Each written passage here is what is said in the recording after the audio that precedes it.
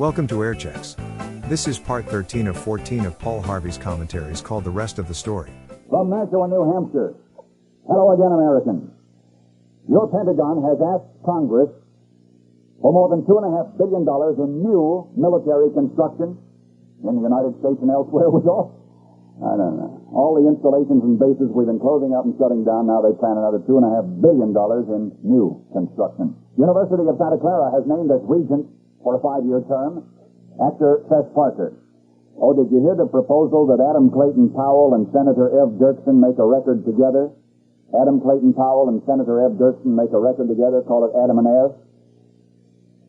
Do you suppose the Adam Clayton Powell thing taught Congress a lesson? Did this scandal in the House and the Dodd investigation in the Senate warn our lawmakers in time to correct an almost malignant condition involving the misuse of campaign funds, promiscuous junketing, and so forth? The alerted Congress is presently considering more than 75 separate bills designed to prescribe ethical guidelines for congressional conduct. London Times quotes communist diplomats saying today that our bombing of North Vietnam has been more devastating than anybody has admitted so far. Almost total disruption of communications, plus fuel and food shortages. Russia's President Podgorny is now blaming Red China for obstructing peace in Vietnam. He says Hanoi is willing to go to the peace table, but that Peking is preventing it. What's new? A gizmo for catching bank robbers after the act.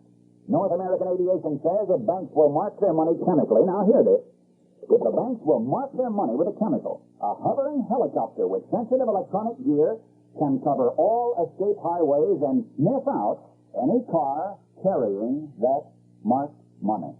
I know it sounds hazardously close to an invasion of the bank robbers' rights, but we'll see. Babs Hutton had a cataract removed from her right eye. Beverly Hills Hospital says condition fine.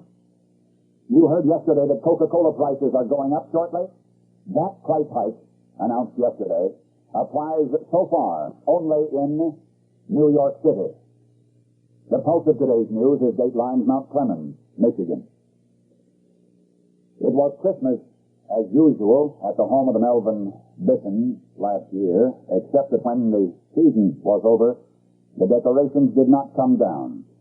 Mr. and Mrs. Bisson said it would not really be Christmas for them until their Marine Corporal son Ray came home from Vietnam, and they vowed to keep up the decorations until they could have a proper celebration of Christmas. And the decorations can come down now. No, Ray is home safe, and they had their Christmas last night. The razzle-dazzle ski costumes have been ordered off the ski slopes at St. Moritz, Switzerland. The girls wearing those flashy ski outfits of shiny gold or silver lame, the lacquered trousers, that sort of thing, unacceptable. Management says no traction. You fall in one of those outfits, you don't stop skidding till you hit the bottom. One instructor trying to intercept one of these slithering snow bunnies almost broke his own neck, so no more. This is Nashua, New Hampshire, where we enrolled a new member in our club last night. Chap 27, convinced he could never do anything right, climbed over the bridge rail and jumped into the Nashua River. Or onto the river. It was 40 feet down. The ice didn't break. His ankle did. He said to his as he hobbled out of sight, there's no use worrying, nothing's going to turn out all right. Montreal, 3 men got away with a payroll of Dominion Glass this morning, almost 100,000. The bandits fled into the incompleted World's Fairgrounds there. The chase looks like an old Third Man movie. There is another war within the war in Vietnam. A subtle but insidious and potentially devastating war against inflation. It is so far out of hand now in South Vietnam that I expect that country's foreign ministry is going to issue and try to enforce some real tough controls. You should see the pile of paper it takes to buy a few ounces of rice in South Vietnam. As a related development, cost of living allowances for American officers and men assigned to work and live in Saigon, cost of living allowances ends May 1. Our men say they need the extra money in Saigon because the cost of living has soared there, but the Pentagon figures that their allowance is contributing to the inflation, so incidentally, our Defense Department is now considering putting all our servicemen on straight salary instead of the present pay and allowance basis. as an idea of what would happen to PFC now getting about 100 a month would then get about 200 a month, but no extra allowances. Mansfield, Ohio, a near normal workforce showed up at the GM plant this morning, but it is still uncertain whether this Wildcat walkout is really over. This thing is real wild. Apparently even Walter Reuther can't discipline these maverick local leaders. This is a parts plant, you know, and you cut off the supply of those parts and hundreds of thousands of workers with no beef get laid off anyway.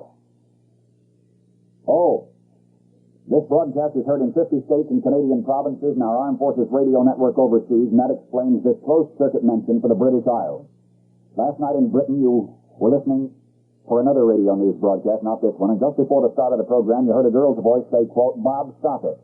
And there was a pause, and the girl's voice, now almost a shout, said, "Bob, you will have to stop right now." The voice you heard was studio manager Ann Paisley, trying to get the producer Bob Craddock to cut short a phone call because they were going on the air. That is all that happened, I'm told. Page 2. The legislature will please come to order. Mr. Chairman, I propose we have a sales tax on daylight saving time, which will be entirely based on reapportioned water and air pollution mosquito control areas to be in effect whenever snow emergencies are taking place.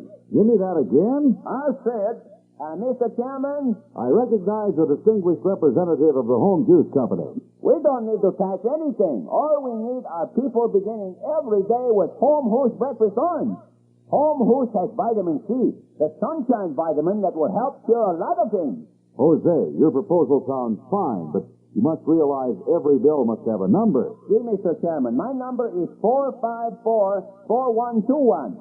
454-4121? See, that's the number of Home Hoosh that everybody should call right now for their Home Hoosh tomorrow morning. Do the members of the legislature agree?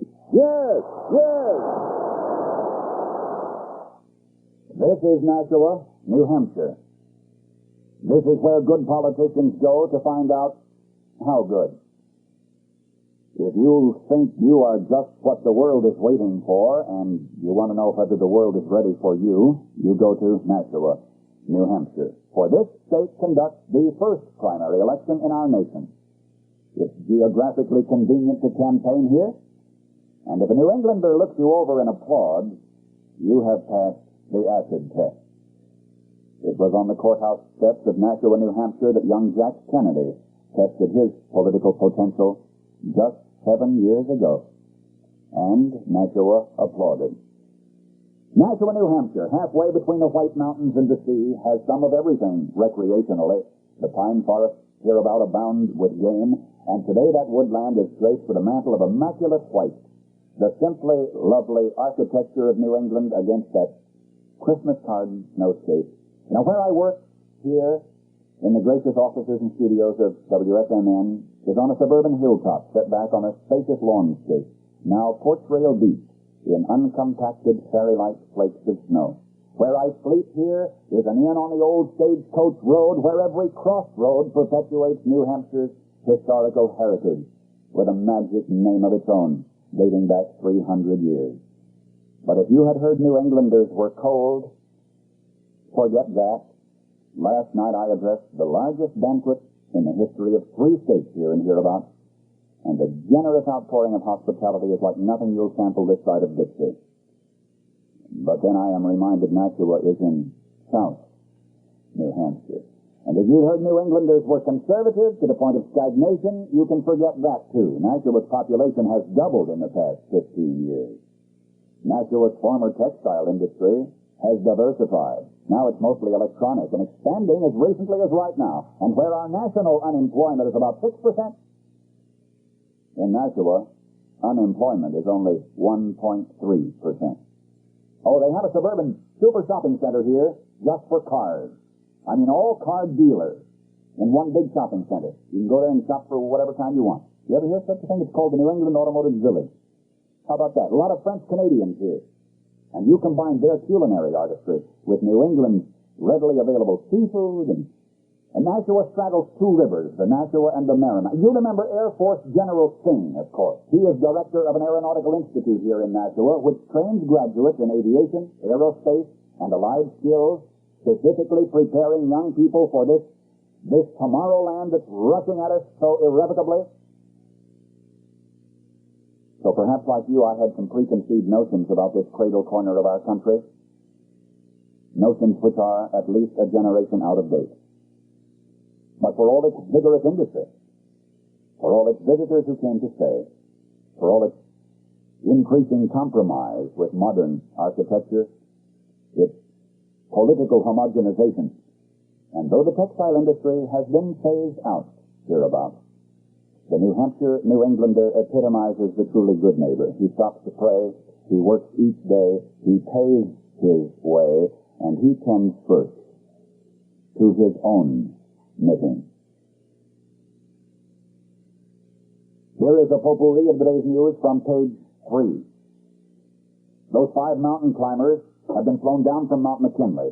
3 say they reached the summit, the first anybody to do so in wintertime.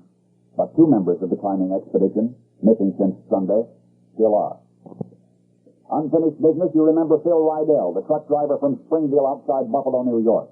More than a month ago, he was snowbound in a restaurant in East Chicago. Paid his check, and on the way out, he brushed against another customer. He said, "I'm sorry," but the other customer pulled a gun and shot Phil, the truck driver, in the chest. Phil was hospitalized in critical condition for several days. Well, back home, the doctors x-rayed him and found the bullet still in there, lodged in a lung. Permanently, they said.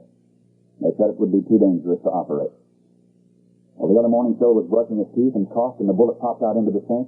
The doctor asked, how could the bullet work its way through an artery into a lung, up the bronchial tube, and out his mouth? Said, quote, "That took a greater physician than I." Our For What It's Worth department here's from Redditch, England.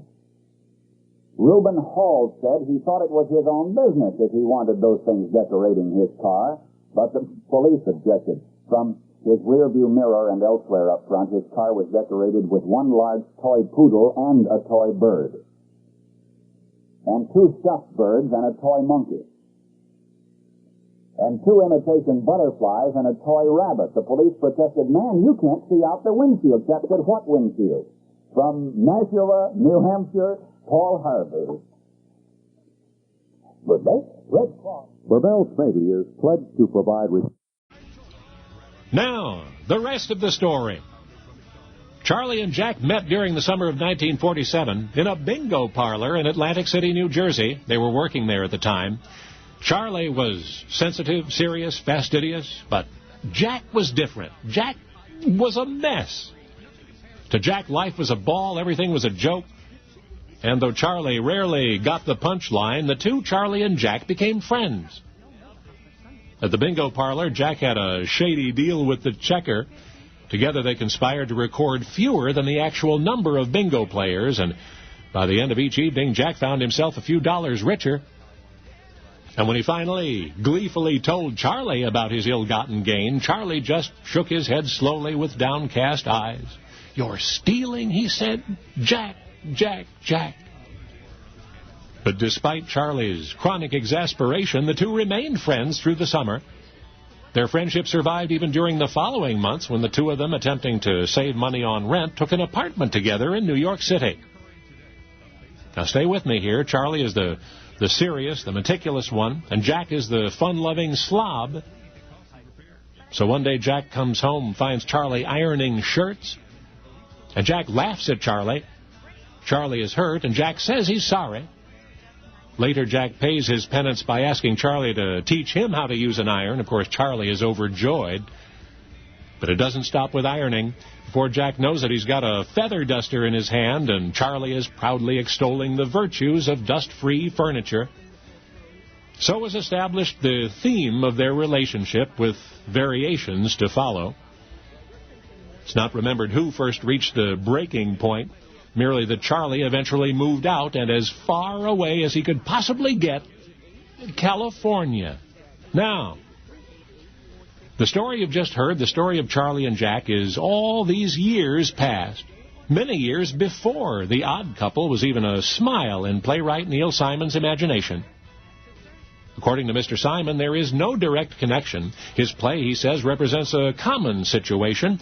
It's a tribute to the Felix and Oscars and Charlie and Jacks everywhere.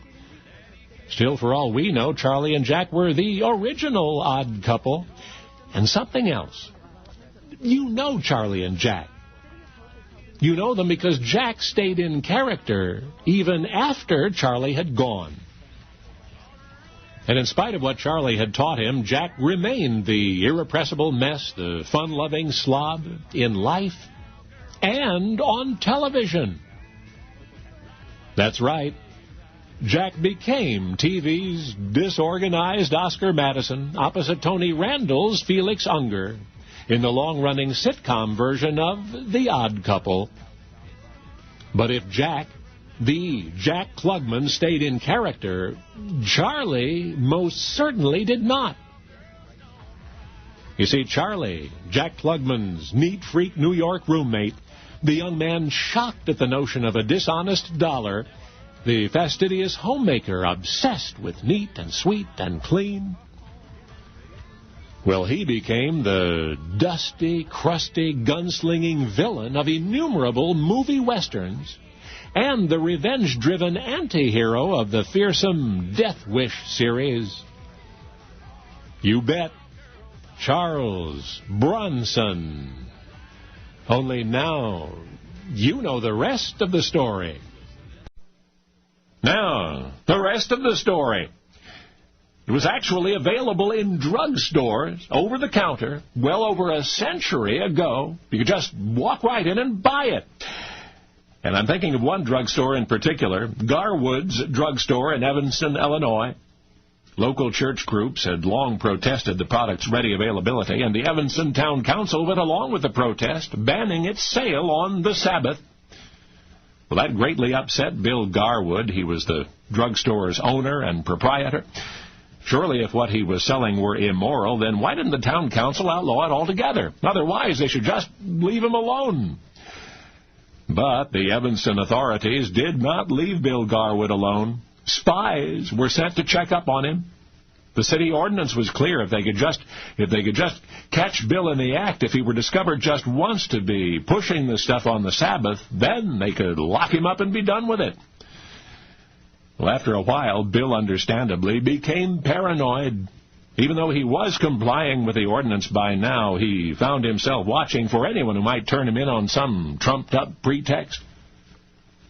And I ought to mention at this point that the terrible something Bill could not sell on the Sabbath was, really? The ice cream soda. That's right, the ordinary, everyday drugstore ice cream soda was the bubbly band in Evanston.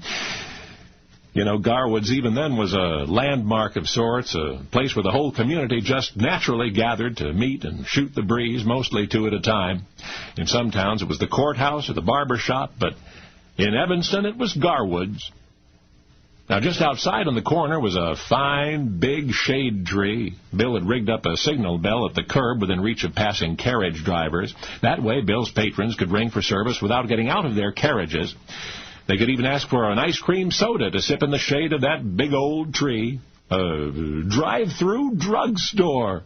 Curb service over a century ago. Much of Bill's income came from those sodas. In fact, he sold so many that they paid for his entire stock of drugs, and the sodas sold for only a nickel apiece.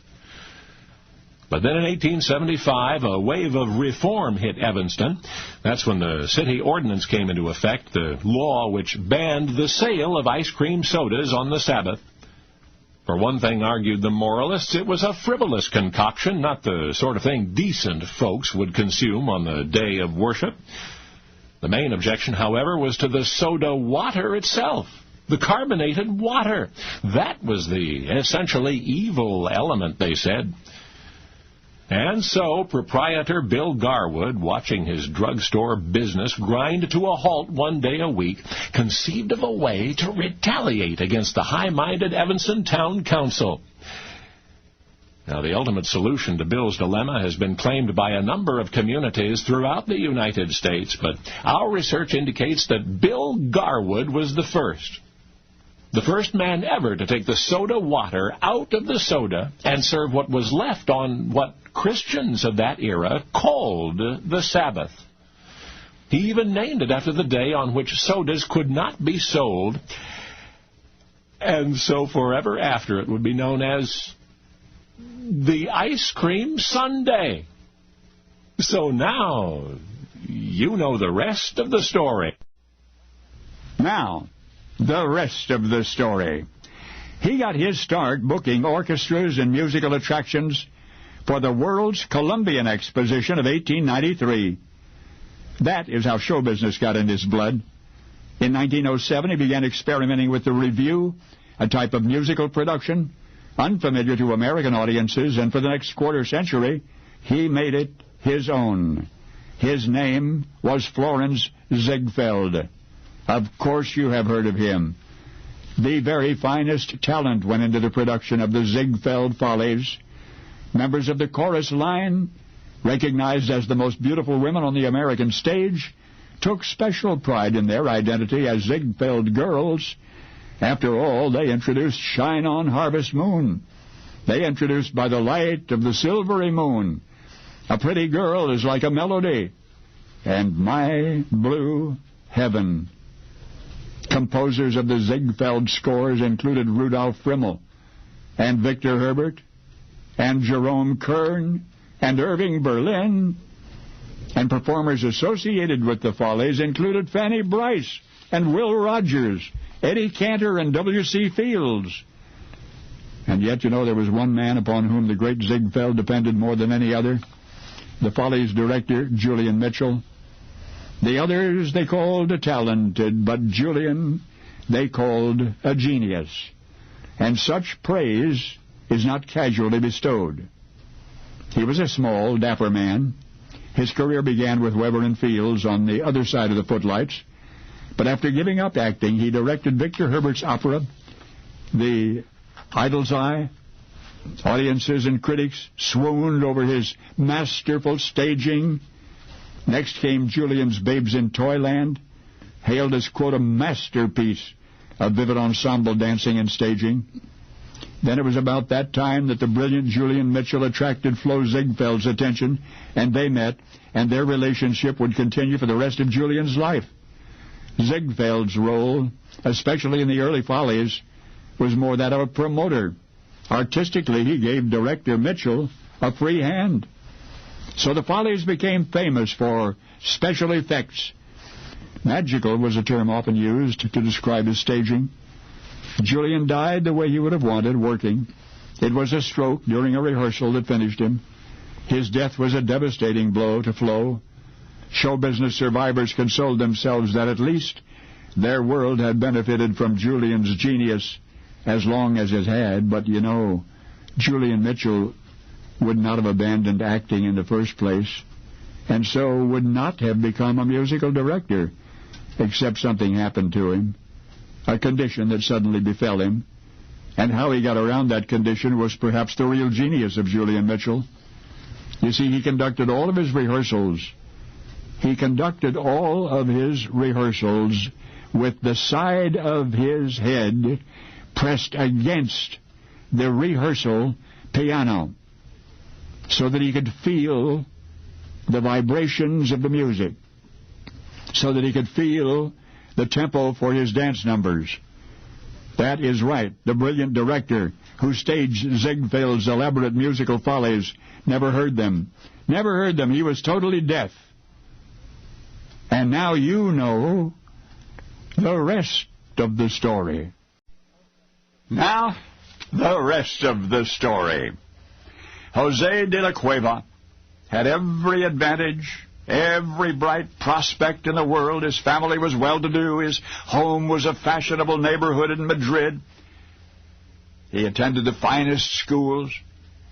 Early on, he became an enthusiastic soccer player, and such a good one that in his teens he played for the Real Madrid soccer team. Sports writers said Jose had a brilliant future in that sport. But he had an even more promising one otherwise. For Jose was studying law in preparation for a career in the Spanish diplomatic service. His father, a prominent physician, was so proud. And then one day in the late summer of 1963, when Jose was almost 20, everything for which he had hoped vanished in a single awful moment. He had been driving with friends on the outskirts of town when the car crashed. He was lucky to have survived, the doctors said. But beyond that, the prognosis was not encouraging. Among his many injuries, those involving his legs had done the most damage. Surely, said the doctors, Jose would never walk again. Well, after months in the hospital, it seemed they were right. At one point, the once strapping young soccer player was so ill that he weighed less than 100 pounds. But this is the rest of the story. One afternoon, Jose's father brought a wheelchair into the sick room. He intended only to give his son a brief outing, a change of scenery, but the sight of that wheelchair so horrified the young man, the silent suggestion of such a lifetime, that he vowed that he would never use the wheelchair, and that somehow he would regain the use of his legs. His family offered to assist in that challenge in any way that they could. If Jose wanted to walk badly enough, they said, then he would. Indeed, after weeks more had passed, the doctors agreed. It might take a long while, but now there appeared a chance that Jose would eventually recover. And so began the years of tedious, often frustrating physical therapy. It was a nurse who first proposed the psychological therapy of music. To Jose, that idea was absurd. During his primary education, he had not even qualified to sing in the children's choir. But the nurse insisted. She even gave Jose an inexpensive guitar, and that's how one young man embarked upon a marvelous, magical learning time 4 decades ago. In the years since, a star was born with only a background in soccer and in the law, the study of which he had completed. With no formal musical training, Jose practiced and perfected until one day Newsweek magazine would hail him as the most popular singer in the world. He had sold more than 100 million record albums, making him the best-selling musical artist in history. You would recognize him by a middle name.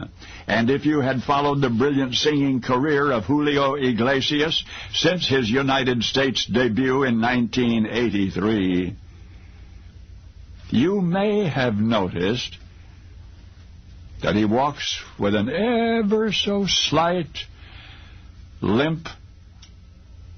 But now you know the rest of the story. Now, the rest of the story. It's been said that no man ever dominated an era as Louis XIV dominated 17th century France. In painting and sculpture and architecture, especially in literature, the king was the impulse, the motivating force. In fact, his ideals formed the criteria by which success itself was judged. Louis XIV, the Sun King.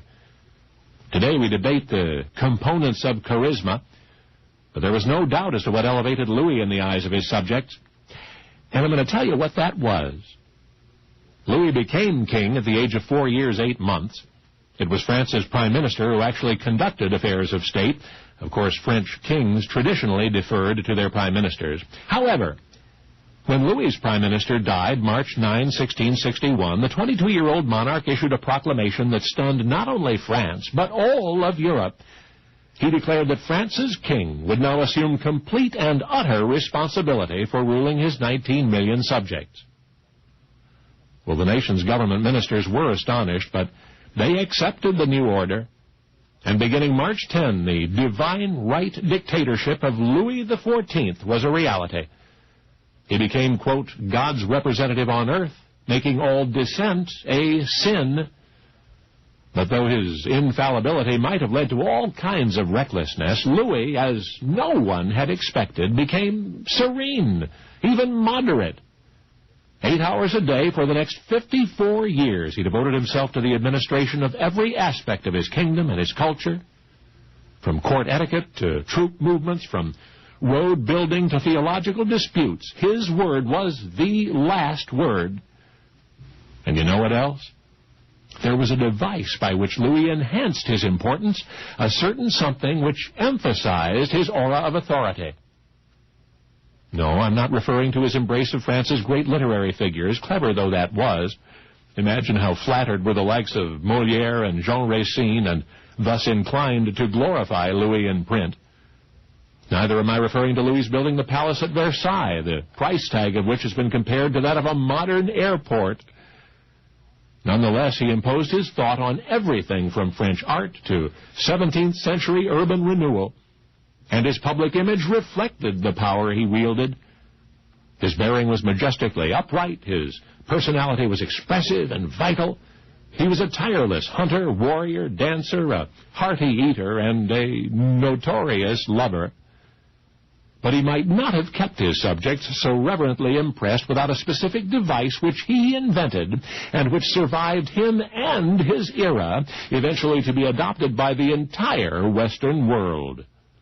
Because Louis, the self-styled Sun King, the universally respected and ultimately influential ruler, he was potentially stifled in his grandeur by what he considered a most uncomfortable shortcoming. He was 5'5" in his stocking feet.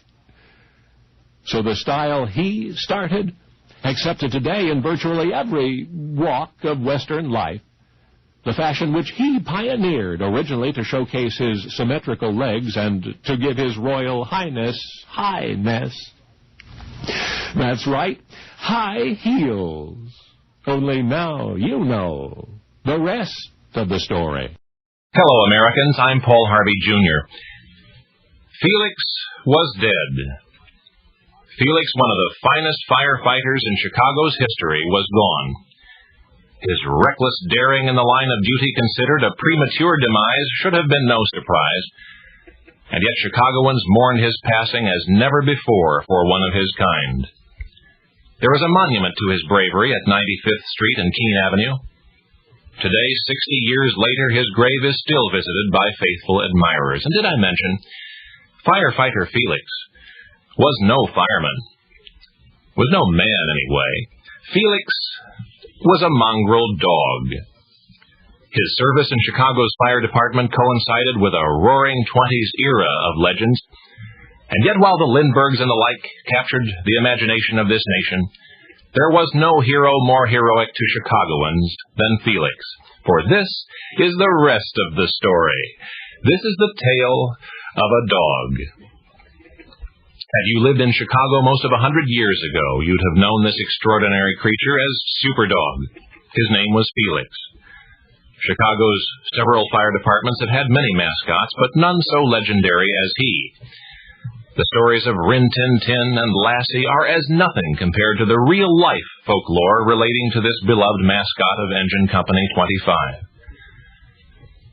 Felix has been dead for 60 years, and they still recall around the firehouse the times Felix actually went charging up fire ladders and into burning buildings and dragging out in his teeth tiny babies and unconscious firemen. In a smoke-filled tenement, Felix would run through the halls, barking people awake, leading them to safety. The children of the firemen early in this century loved to hear and rehear the daring exploits of Felix, the Wonder Dog. A lot of the word-of-mouth legend has been embellished, to be sure, but there's enough to allow for that and still remember Felix, including the entirely true story of how he came to be. One day, an injured stray mutt puppy limped into the Moelis Coal Company office. Mr. Moelis could not keep the dog, so he took it to the nearest firehouse, Canal Port and 22nd Street. That would be Engine Company 25. Everybody loved the little mutt, and as he matured, he learned the fire alert codes, would be first to leap to his feet and onto the truck when there was a call to action. The accounts of his bravery, intelligence, and acrobatic skills on the ladder grew and eventually outgrew Engine Company 25 until they intrigued all of fire-conscious Chicago. And when Felix died in 1925, the city watered his grave with its tears.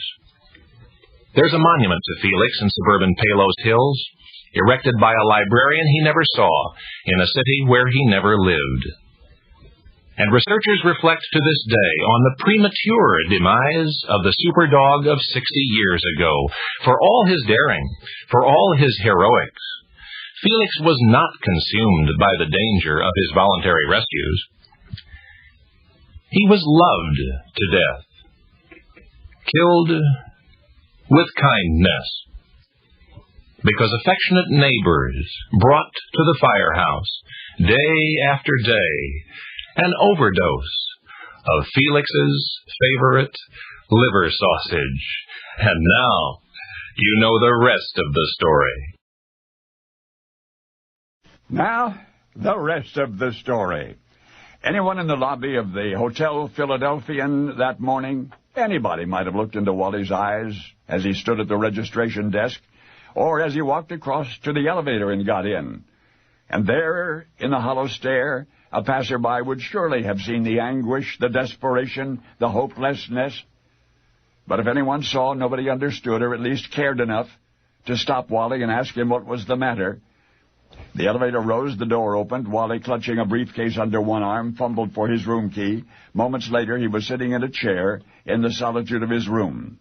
Amid the torrent of confused thoughts and emotions rushing through Wally's brain, one grim realization: he had worked all of his life for nothing. Growing up, he'd been taught that one was rewarded in direct proportion to one's efforts, that accomplishment was simply a matter of working a little harder than the next fellow. But the real world does not always comply with the platitudes.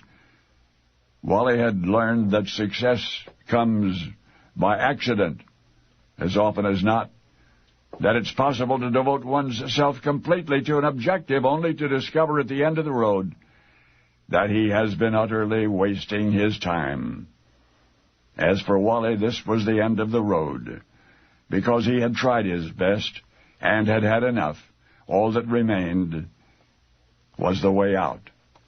Anxious hours passed, and it was evening before Wally finally opened his briefcase and removed the vial of potassium cyanide. An experienced chemist, Wally knew that this toxic chemical could be made even more toxic when combined with an acid, so Wally brought a lemon, the juice from which he now squeezed into a glass. It would be over in moments, immediate unconsciousness, convulsions, and death. But Wally was not afraid now. Even the despair was gone. For the first time in a long time, he knew peace. That evening, the hotel manager found Wally in his room lying dead on the floor. Police were summoned. Family and friends were notified. Many who had known sensitive Wally Carruthers were not much surprised. He had battled depression most of his life. And then, of course, there was his obsession. His obsession that his life's work was all for nothing. He truly, deeply believed himself an utter failure at 41. And yet what Wally Carruthers saw as the bitter end was in fact the darkness before the dawn of what might have been his brightest tomorrow. For not 3 weeks before his lonesome death in a Philadelphia hotel room, Wally had applied for a patent. That patent, number 2130948, was awarded to him posthumously. Wallace Hume Carruthers had unknowingly created a world that he would never see. Myopic from self-doubt and despondency, he perceived himself and his work as worthless, never bothering to hope, never imagining that one day, less than 3 years away, his patent, number 2130948, would be deemed historic. Historic. Nor that he who thought he was finished at 41 would be hailed as the father of nylon. Now you know the rest of the story. Now, the rest of the story. By 1917, Irving Berlin was an established songwriter and an international celebrity. That was also the year he was drafted into the United States Army as an infantry private. He was stationed at Camp Upton, Long Island, which was an embarkation point for troops leaving for Europe. But even as Irving reflected on the reality of war, his mind was still preoccupied with music. And after a few months in the service, he was presented with a creative outlet. He was commissioned to write the songs for an all-soldier stage production. It was to open at the Century Theater in New York. It was intended to be an upbeat show described as, quote, a musical mess cooked up by the boys of Camp Upton. The title, Yip Yip Yapank, referred to Camp Yapank. So, it's 1918. Irving is working hard on the production. He has everything but the closing number, and he realizes the finish has got to be strong. So, with a touch of heartstring gimmickry, Irving will have the soldiers march down the aisle, out of the theater, and presumably off to war. But the first song he sketches for them to sing is just too pretentious. A second sketch he entitles, "We're on Our Way to France." Oh, that's the one. So, the show opens at the Century, runs for 32 performances, grosses $150,000, which will be used to build a new service center at Camp Upton. But wait a minute. Remember that song Irving had originally intended for the big finish, the one he rejected? Okay, we'll keep that in mind. It's 20 years later, 1938. The clouds of war are looming once again over Europe, and Irving Berlin is talking with a lady vocalist from Greenville, Virginia. The singer is saying, oh, this is probably going to be the last peacetime Armistice Day celebration for some while, and Irving respectfully agrees. And then she asks Irving if he would please write a song for her to sing on that occasion. Well, Irving says he'd be happy to, but as he begins to compose, he runs into difficulty. No matter what he writes, it sounds awful. Maybe his own emotions are interfering with his artistic objectivity. I mean, he just returned from Europe where he'd witnessed the worsening situation firsthand. Suddenly all the wartime memories are coming back. In any case, after several days of wasted labor, Irving gives up. But the November 10 Armistice Day radio broadcast is imminent, so what's he supposed to do now? And it was then that Irving Berlin remembered the song he'd written and rejected 2 decades previous, a prospective closing number for that all-soldier show. And he fumbled through his files, and he found it. Good or not, at least it was finished, so it would have to do. And you know what? The lady singer liked it, and she sang it over the air. And so successful did that long-neglected melody become that eventually it would rival the national anthem itself. The lady vocalist from Greenville, to whom Irving Berlin gave exclusive performing rights without remuneration. Well, of course, she was Kate Smith, because the song with which she would forever be identified, the cast-off tune buried in Irving Berlin's files for 20 years. That's right. God Bless America. Only now, you know the rest of the story. Now, the rest of the story. One morning 173 years ago, Anna went to school without her umbrella. She was a lively 14. Sometimes daydreams pushed aside more practical considerations. In those weeks of the English summer, hot, humid, and overcast, the skies were likely to burst at any moment. Her mother had even mentioned it to her, had reminded her of the long walk to and from school, had asked her to take her umbrella, but Anna had not. Now it was mid-afternoon, driving down pouring rain. Mother was watching out the window as Anna came up the steep carriage drive, her bonnet, her hair, her clothing, everything drenched. Mother hurried to open the door, was alarmed to hear a loud cry of pain. It was Anna's cry. Flinging the door wide open, Mother saw the little girl sprawled in the driveway, her face contorted in agony, both ankles horribly twisted. Mother carried Anna into the living room, laid her gently on the sofa. How had it happened, Mother asked. Anna didn't know. She had slipped and fallen, and somehow both feet had turned as she fell. Then the little girl looked down, gasping. Her legs looked like those of a wagon horse she'd seen the year before, the horse that had fallen on frozen cobblestones and had to be shot. Mother clasped Anna's hand.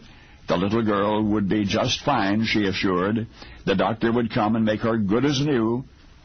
So a physician was summoned. By the time he arrived, the mud spatters on Anna's school books had dried. Both the girl's ankles were quite swollen. Bad sprains, the doctor called them, and he treated them accordingly as bad sprains. Healing would take a while, he said, but weeks passed, and then months went by, and Anna remained crippled. But this is the rest of the story.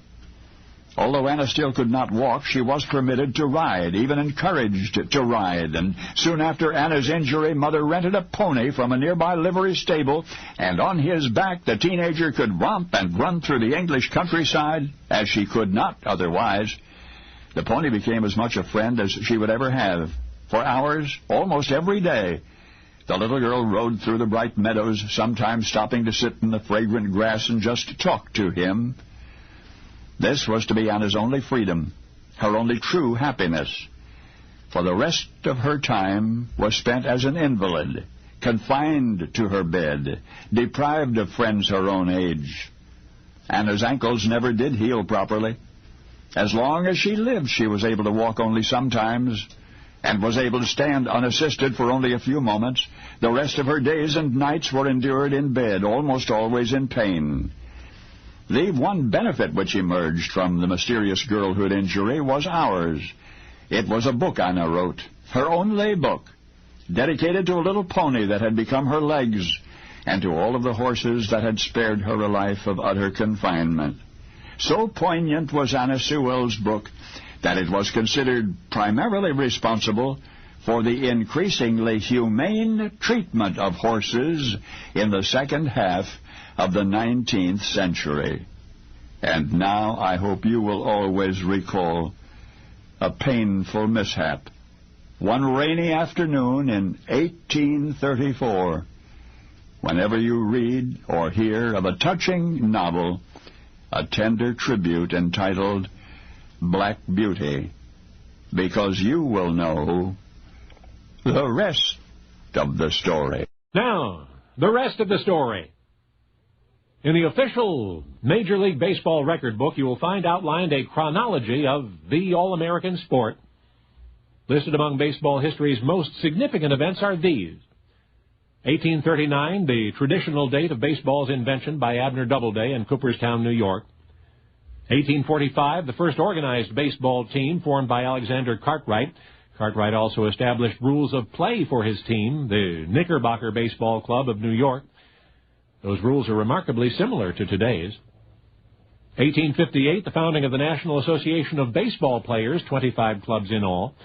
In that same year, Henry Chadwick wrote the first actual baseball rule book, and spectators were charged admission for the first time. 1862, the first enclosed baseball park at Union Grounds in Brooklyn. 1868, Harry Wright organized the first all-professional baseball team, the Cincinnati Red Stockings. The first professional league, the National Association, followed 3 years later.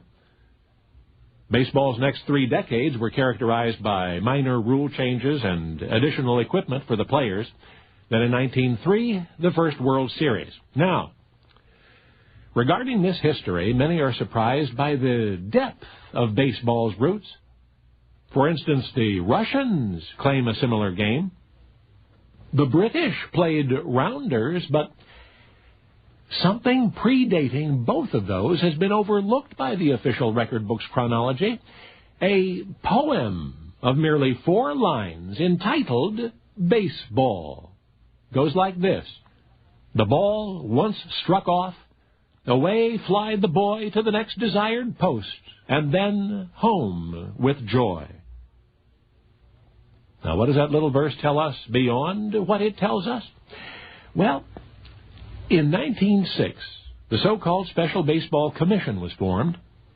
It was comprised of prominent baseball executives and included 2 United States senators. Anyway, reviewing baseball's history, the commission backtracked over the same ground we've just covered: the founding of the first professional league and the first professional team, and the writing of the first official rule book and the earlier rules on which the rule book was based. However, the Commission's greatest challenge was designating the actual invention of baseball.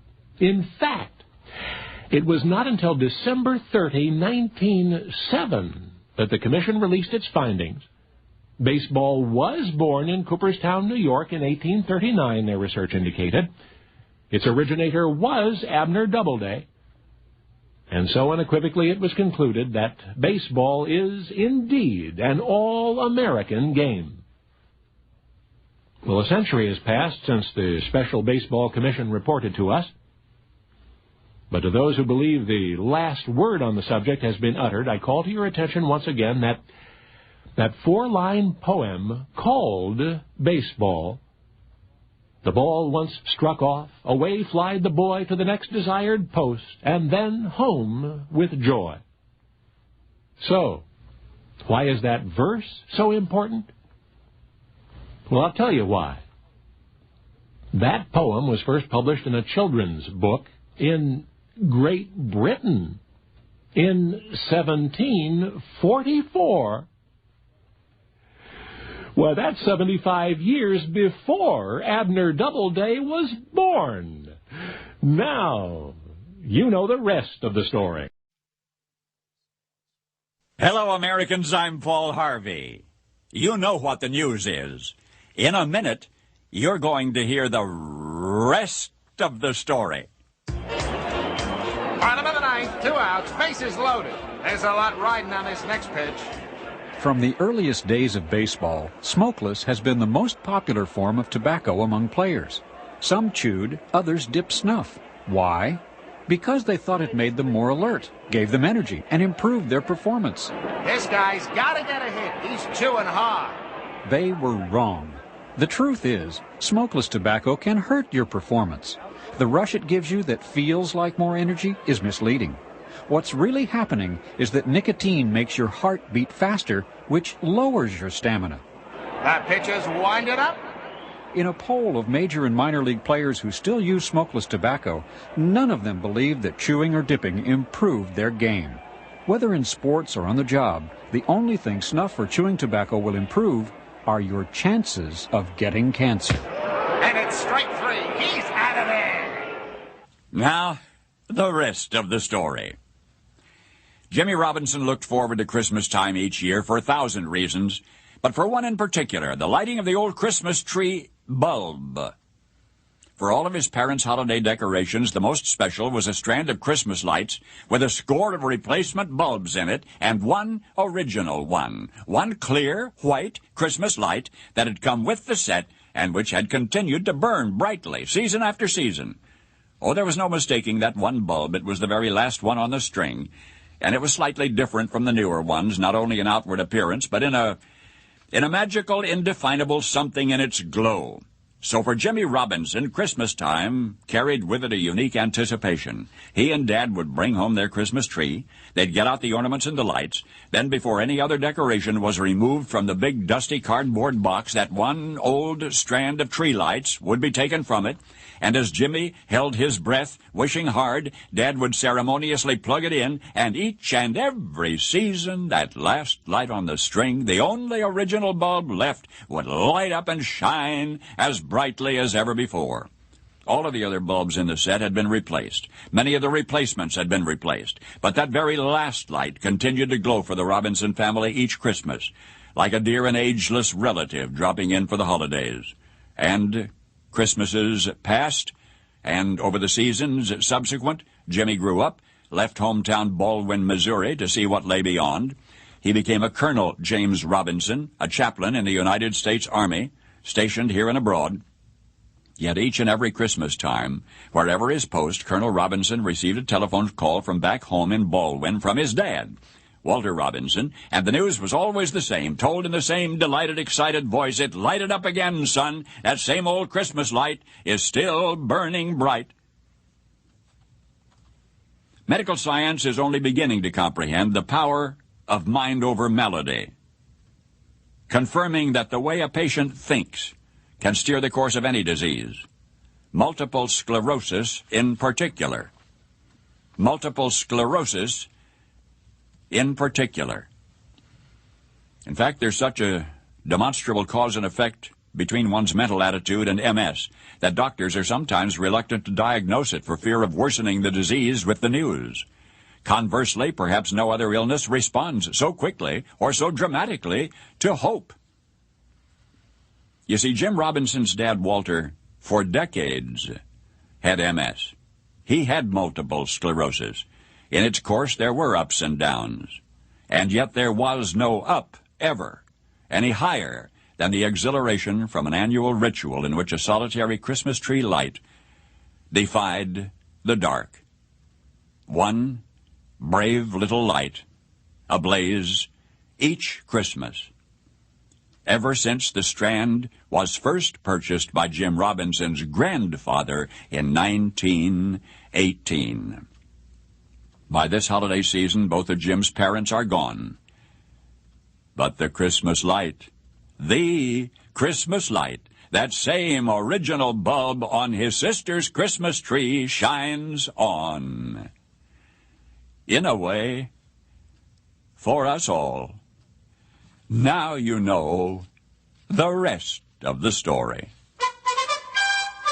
Paul Harvey's Rest of the Story is a service of ABC News. Now, the rest of the story. John, the young choir master, loved Berta. At first, from afar, she was so different from the women he had known, so effervescent, so intriguing, so beautiful, and the more he thought about her, the more he longed to gaze into the sparkling eyes that he had thus admired only from across crowded rooms. Now, the reason Berta had come to town in the first place was to visit her aunt who lived there. So John summoned his courage, which concerning such matters was uncharacteristic. He sought out Berta's aunt to plead on both knees for an introduction. The woman, smiling irresistibly, promised to oblige. And so it was that pretty Berta and her once distant admirer did meet. Berta even joined the ladies' choir, of which John was master, and from their musical relationship slowly emerged a warm personal one. As the weeks passed, John pondered and plotted how he might propose to this girl who had stolen his heart. But then a remarkable picture entered his mind. With typical pessimism, he saw his future self failing to achieve one aspiration after another, then coming home to his wife trying to explain why. In this vision, he saw what he feared most. He watched the sparkle vanish from Berta's eyes. Of course, the secret dread Berta interpreted as waning interest in her, and so eventually she returned to her home in another town, and the happy ending that might have been never was. But this is the rest of the story. John and Berta remained friends despite the years and the miles that separated them.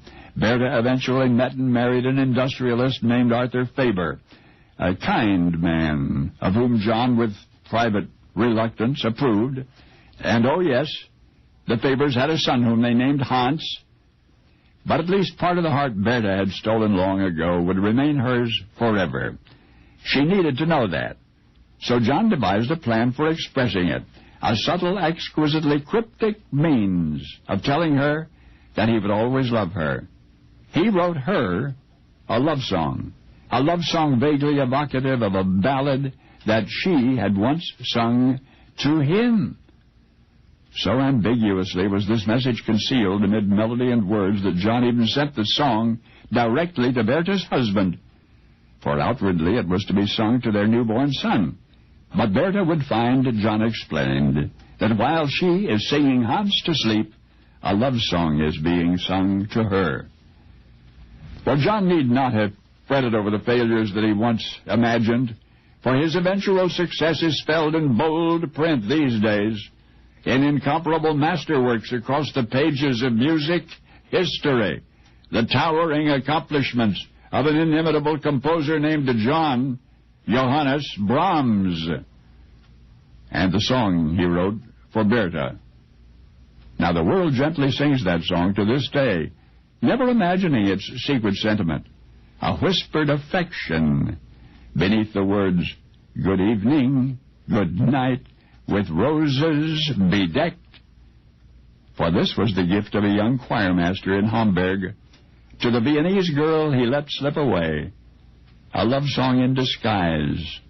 A love song which the rest of us know as Brahms' lullaby. Only now you know the rest of the story. Now, the rest of the story. His name was Edward Everett. In his day, he was America's foremost orator. Once a noted Boston minister and professor of Greek, Everett subsequently became president of Harvard, governor of Massachusetts, United States senator, minister to England, and secretary of state. But of all his political and scholarly achievements, Edward Everett was best known, best loved, most respected for his oratory. At public speaking, he was the craftsman's craftsman, sometimes devoting months of preparation to a single speech. He might on the most ordinary occasion speak 100 pages of material, yet there is no record of his ever having referred to the prompting of a single written word. And more than his words were memorized. Every emphasis, every pause, every gesture was well rehearsed, dependable, flawless. He had spoken in every prestigious circumstance. So in many ways, the oration he was scheduled to give in Pennsylvania on October 23 would be just one more. When first invited, he replied, impossible. Adequate preparation would require much more time, so organizers of the dedicatory ceremony postponed the function for nearly a month. When the last date was set, and Everett arrived in town, pandemonium. A superstar was in their midst. A number of news sources kept him abreast of current events so that references in his speech would be accurate to the moment. And up to that moment, he was revising his remarks, scrupulously editing, juxtaposing paragraphs. Tirelessly he rehearsed, timing his delivery to accommodate the anticipated 2 hours. And then all was in readiness. When he rose to the platform, a deafening eruption of applause. As he began and throughout his oration, reverent silence. His mind and utterance moved deftly from thought to thought, each sentence perfectly balanced. His white hair, his erect form, his becoming attire, his graceful pose, his faultless gesticulation, his poise, his self-control, his clear voice, his knowledge, his precision, his sheer oratorical power, all of these combined to weave a spell about the audience, to mesmerize them, to embrace them, and then it was over. 1 hour and 57 totally memorized minutes. The ovation was tremendous. The incomparable Edward Everett had done it again. Oh, yes, and there was another speaker that afternoon. Having not been officially invited to attend the ceremony, much less to speak, his presence and smattering of dedicatory remarks were greeted with utter indifference. Following a tolerant rustle of applause, many privately expressed their disappointment. Some expressed it publicly. In fact, the second-string speaker knew that he had failed, that he had been outclassed by Edward Everett's stunning oratory on that Thursday afternoon so long ago. You see, the squeaky-voiced speaker forced to follow Everett's eloquent act was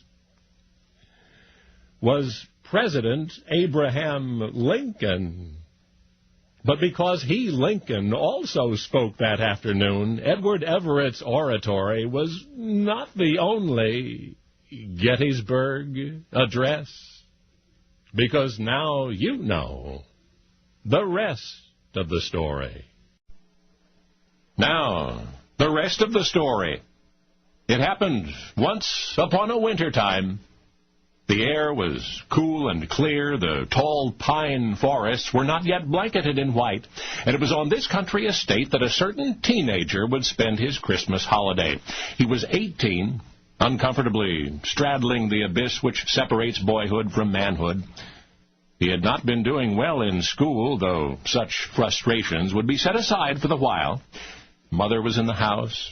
He and his cousin and younger brother were playing outdoors. Their game was called Fox and Rabbit. The 18-year-old, as eldest and fastest, would play the rabbit. The youngsters had been hunting him for 20 minutes or so. To avoid capture, he ran off through the woods, heading for the old bridge. Now, this bridge was a rustic, rugged structure some 50 yards long. It crossed a deep, dry ravine. The boy was halfway across and completely out of breath when he heard his young pursuers approaching from either side. He, the rabbit in their game, was trapped. Well, looking over the bridge rail, he could see the tops of the young fir trees which were growing in the ravine. Perhaps he could leap onto one of those trees and slide down it like a fireman's pole. Surely the branches would break his fall.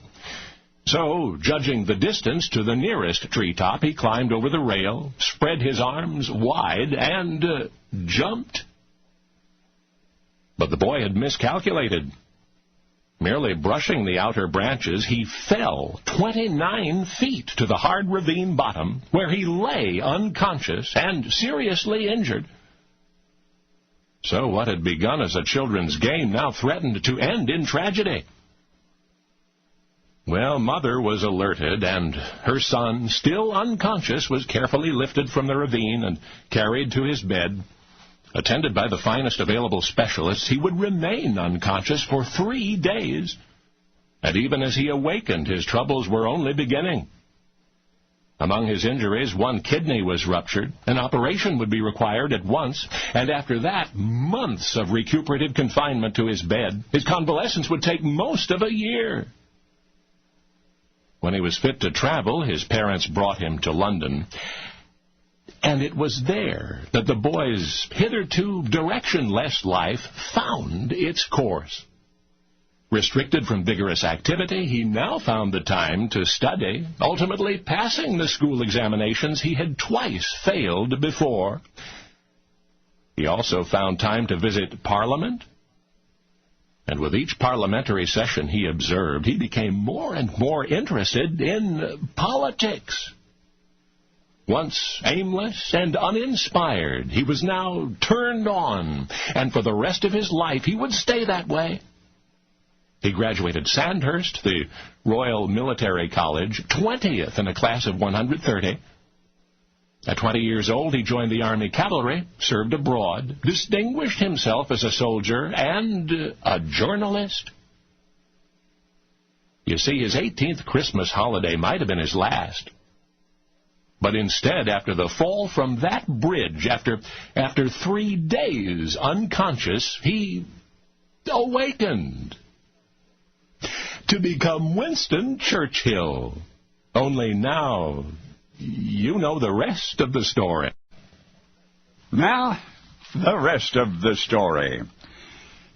It happened too fast to register on Bob Stewart's brain. One moment he was standing on a pockmarked hill in Vietnam, and the next hot shrapnel was tearing into his flesh. Bob could not even remember taking the step that had detonated the landmine. It just happened in an instant. His entire platoon was frozen in its tracks, surrounded by invisible death. Now, wait a minute. I said nobody moved. Somebody moved. As soldier Bob Stewart writhed in agony on that minefield, a strangely detached part of him saw someone, another soldier and a big guy, groping his way by inches across the deadly landscape. The other fellow, the only one moving, stared intently at the ground as he went, looking for telltale irregularities or the protruding prongs that triggered the mines. Others in the platoon, trembling but otherwise immobile, were beginning to panic now. One of them yelled, "We're never going to get out." Another said, "We're all going to die." But the big guy, still making his way to the fallen soldier, shouted for the others to shut up. Only he used stronger language than that. But it worked. And he kept on talking sternly to the platoon. "We're going to get you out of here, so stay still." The 20 yards to Bob Stewart was good as a mile. The big guy hoped that the others couldn't see his own knees shaking as he walked, shaking so hard he actually had to grab his leg with both hands before taking another step. And it was not a straight path to Bob Stewart, but it was a sure path. Bob was still screaming and flailing when the big guy reached him and lay on top of him to keep him still.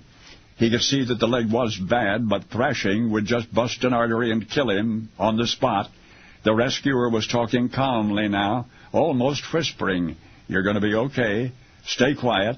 You're not going to die." And Bob Stewart did not die. In fact, Bob Stewart lived to become a jeweler in Gulfport, Mississippi. But for many years, since that hell of a morning, May 28, 1970, Bob wondered whatever happened to the big guy, the other soldier, who not only saved his leg and his life, but who did so with his own chest full of landmine shrapnel. In fact, Bob Stewart's rescuer was not even a member of his platoon. He was a 240-pound lieutenant colonel who left the safety of an Army chopper to risk his life on a lonely hill for one foot soldier. And one thing more, the man who saved Bob Stewart, his rescuing days were not done.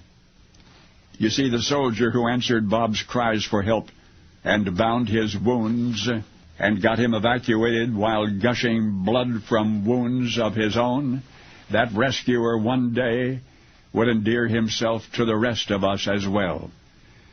Just one big, brave guy who in 1991 commanded the American-led coalition to rescue Kuwait, Operation Desert Storm, and he won that one too. Sure, you remember 4-star General Norman Schwarzkopf. I proudly remember him as a friend as well. But now we both know the rest of the story. Now, the rest of the story. In the early 1940s, Hal Rubin was budget director for Universal Studios in Hollywood. Universal was struggling financially at the time. Hal was doing his best to turn things around. Anyway, one day Hal was told about a literary property that Universal had just purchased, the rights to a Thomas Duncan novel entitled Gus the Great. And wow, it cost $100,000. In that era, such a sum was an incredible amount to pay for book rights. Hal said to himself, for that kind of money, the book had better be good. So Hal read the book, and it was terrible. Terrible! So now this budget director, entrusted with the wisdom of such decisions, is infuriated, and off he goes in search of whoever is responsible for this dubious purchase. And he finds him, and he demands to know, what were you thinking? Well, about this time, the studio's creative types started whispering about Hal the bean counter, they grumbled. Pencil pusher, they said. No taste at all, they said. Just what does it cost? Who did this Hal Rubin think he was, anyway? Well, here's who. Hal Rubin came up the hard way twice. Catholic orphanage in New York's Hell's Kitchen. Never knew his parents. Spent the Depression working at a variety of jobs before concocting a wholesale produce scheme. Made him a millionaire at the age of 20. But then, in 1939, Hal got caught in a price freeze with 4 shiploads of expensive sugar. Now he's 23 and wiped out. The following year found him back at $27 a week, this time as a warehouse shipping clerk. Universal Studios owned the warehouse, and he saved the company so much money that they promoted him. They promoted him, and that is how a Hell's Kitchen orphan became director of budget and planning for Hollywood's Universal Studios. By then, if anybody knew the value of a dollar, Hal Rubin did. After all, he'd gotten lost 1 million of them. So no way would he permit his company to waste 100,000 of them if he could help it. But for some reason, he could not help it. Universal had already bought this worthless novel, Gus the Great. Now here was Hal, 8 years with Universal by now, exasperated with the studio's bad judgment, arguing with the story department head, Bill Getz. It was a dumb move, Hal declared. Naturally, Bill felt insulted. Think you could do any better, said Bill. And Hal Rubin replied, I'll bet you $100 that I could write a better novel. Well, Bill said, you're on. And Hal sat down at the typewriter, and he wrote Never Love a Stranger. That's right, The Never Love a Stranger. That was 60 years ago, 1948. Over the years, that one book has sold tens of millions of copies. And it was followed by The Carpetbaggers and by Betsy and by 79 Park Avenue, so very many more. The fruits of a literary career that lasted until Hal died, almost half a century, and started on a boast and a bet. Of course, you know the pen name Hal Rubin became. Harold Robbins. Harold Robbins. Only now you know the rest of the story. Hello, Americans. I'm Paul Harvey, Jr. 'Twas the Monday night before Christmas, this last Christmas past, and all through the house not a creature was stirring. Clay Campbell was cozied up in his favorite chair in front of the TV. In his hometown, Garden City, Kansas, all was calm, all was bright. When out on the lawn, there arose such a clatter that Clay rose from his chair to see what was the matter. He went to the door, and there, sitting at the threshold, looking plaintively up at Clay, was a stray, a dog who seemed very lonely and very lost and very hungry and very afraid. Clay bent down to pet him, asked, "What's your name, fella?" The animal kept looking up at him in hopeful silence. No way was Clay going to turn him out on a cold winter night, but the dog just stood there. So Clay grabbed him by the neck fur, pulled him into the warm living room. He was a calm and gentle creature, in some ways seemed more a puppy than a full-grown whatever he was. Clay stroked his damp coat. No collar. "Where's your home, boy?" Apparently now his home was here. Clay went to the kitchen to get him some food. While he was gone, his visitor, as if to say, "I won't be any trouble," went to the hallway and curled up in a corner. Clay found him there, and there he stayed, warm and content. 3 hours later, Clay yawned and turned off the TV. Time for bed, time to take his new friend out to a comfortable backyard shed for the night. So once again he took the big old boy by the scruff of his neck and led him off. "I'll leave you plenty of food and water," Clay promised, and just before he closed the door he called back into the darkness, "I'll try to find your master in the morning." But this is the rest of the story.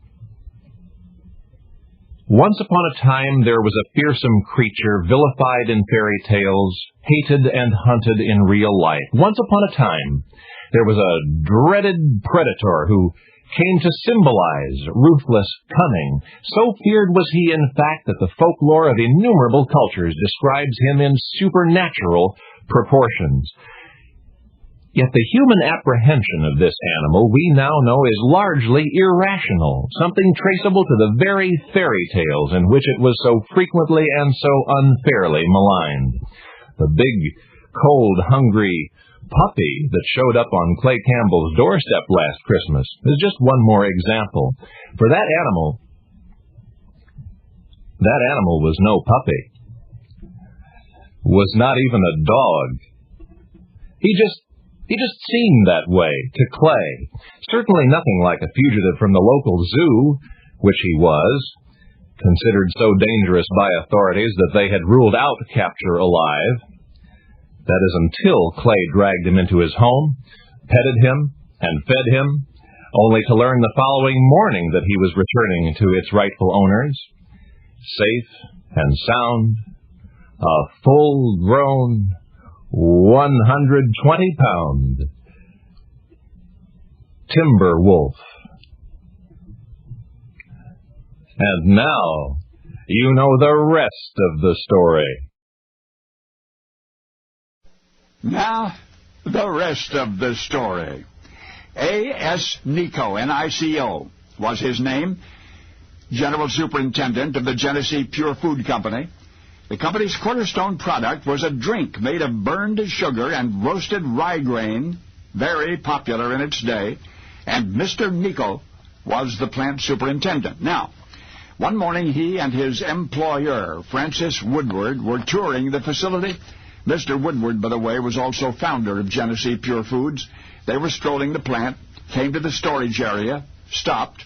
In a momentary silence, Mr. Woodward gazed at the mountainous pile of food cases, cartons containing a certain food product which Genesee had been trying to market for years, utterly unsuccessfully.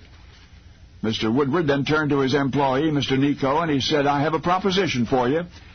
I'll give you everything that's in those cartons and all of the rights to the recipe for $35. The superintendent replied, "Well, now, wait a minute. I think first you should hear the rest of the story." the food product Mr. Woodward could not sell had not been selling for more than half a century. It was originally concocted in 1845 by a man named Peter Cooper, philanthropist, inventor of the famous Tom Thumb locomotive. Cooper even took out a patent on the formula, but nobody wanted it. And then in 1895, a New York cough medicine manufacturer named P.B. Waite went into the packaged food business. 2 years later, he added the Cooper concoction to his line of products. But Mr. Waite had no better luck in marketing it than had its inventor. So he, Mr. Waite, sold the product to his neighbor, Francis Woodward, the founder of the Genesee Pure Food Company, sold the whole thing, rights and recipe, for $450. But Mr. Woodward could not sell it. Couldn't sell it. So one day as he was touring his plant with his general superintendent, Mr. Nico, he happened across all these unopened, unsold, unwanted packing boxes full of the Cooper concoction, the stuff that refused to sell. He turned to the superintendent and offered to sell him that product, all of it, for $35. Today, more than 100 years later, that product is cherished among America's favorite foods, and it has been enormously popular as such since the turn of the 20th century.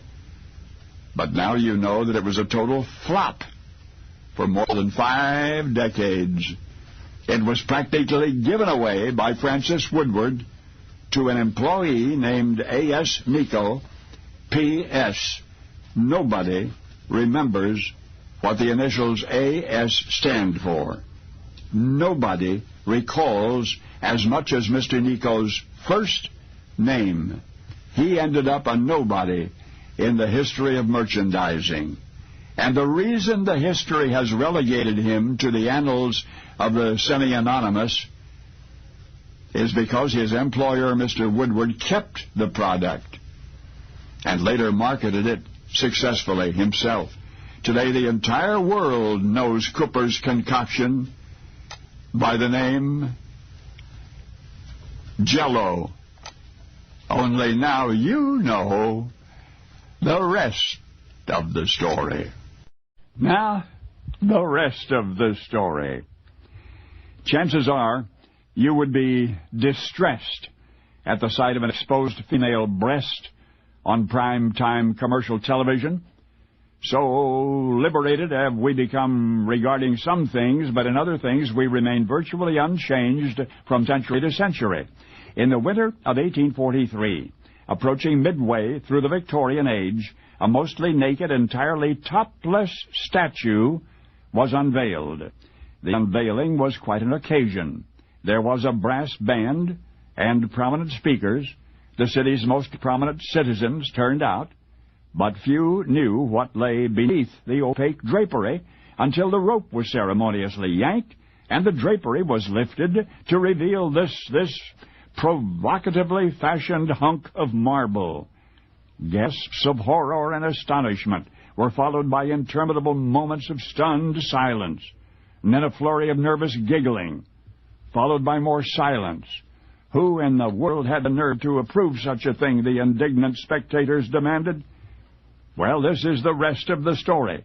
The United States Congress approved it, even paid for it. You see, the suggestive, scantily clothed marble figure was unveiled in February 1843 in Washington, D.C., in the Capitol Rotunda itself. The fledgling United States of America was getting a dose of old world culture for which it was not at all prepared. It had sounded like such a good idea 11 years previous. Congress had concurred that a nice big European-style statue would look most attractive in the Capitol Rotunda. So they appropriated $5,000 for the project. The commission was awarded to one Horatio Greeno, a sophisticated Massachusetts-born sculptor then living and sculpting in Florence, Italy. The statue completed weighed about 20 tons. That made transportation unusually difficult. Its weight actually sank one ship.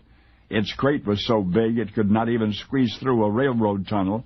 And then at the end of its journey, somebody realized not even the doors of the Capitol Rotunda were large enough to let it through, so the Capitol doors were made larger. and the Capitol floors were made stronger. And at last, in the presence of congressmen and senators and the President himself, with the Speaker of the House speaking and the Navy band blaring, the topless marble figure was unveiled, and the whole country turned upside down. Senators threatened to demolish the statue until learning that the government could not legally destroy its works of art. Next, the House of Representatives plotted its removal from the Capitol building. But when they eventually got it outside, the public protested its highly visible indecency outside. Especially parents were concerned over the nakedness to which their children were now being readily exposed. In fact, it was not until many years later, when the statue was carted off to the cellar of the Smithsonian Institution, that everybody was finally happy. And it's only been since 1964 that the Smithsonian has exhibited that once controversial Capitol offense, that mostly nude marble figure with the familiar face, that towel-clad, scandal-footed, scandal-ridden, ancient, topless Greek likeness of George Washington. Now you know the rest of the story. Now, the rest of the story. Once upon a time, into the harbor of a little fishing village, there sailed a magnificent ship, a royal vessel bearing the good Prince Sri Tribana. Now the town, as well as the island on which it sat, were part of the prince's realm, and yet so vast was that domain that he had never visited this particular island until now.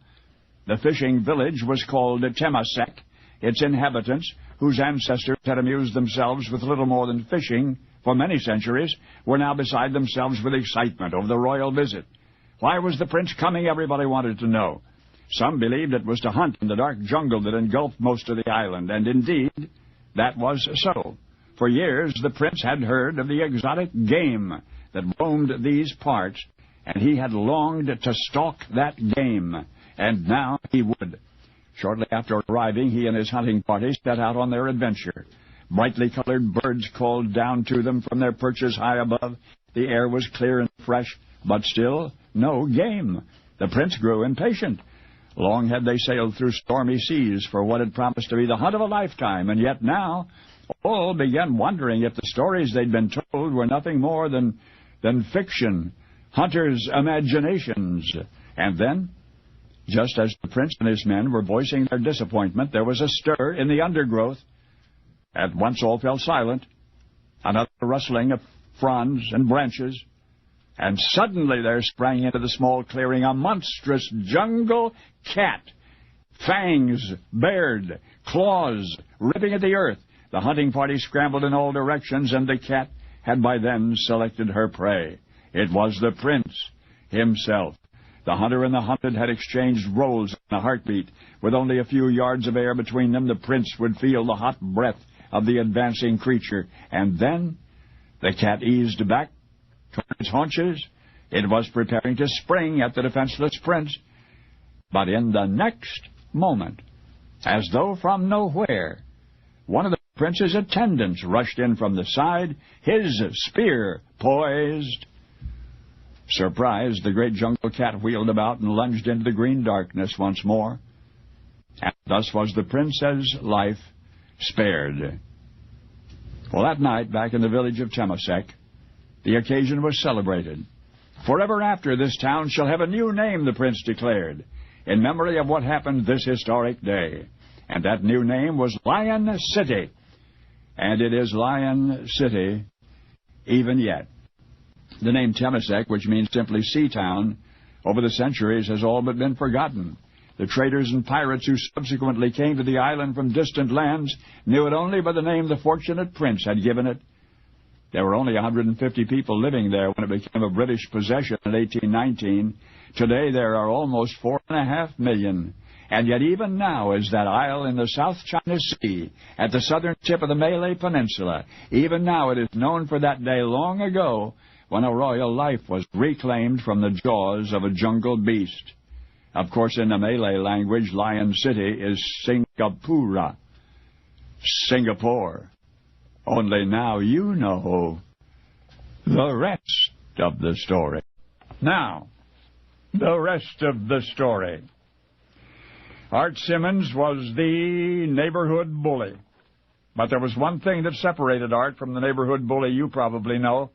Art could fight. He could fight. While other bullies were mostly bluff and bluster, this one could underscore his intimidation with a remarkable pair of fists. Though he was barely 14, it was said that a full-grown man would think twice before taking on Art Simmons. Unfortunately, Art did not bully full-grown men.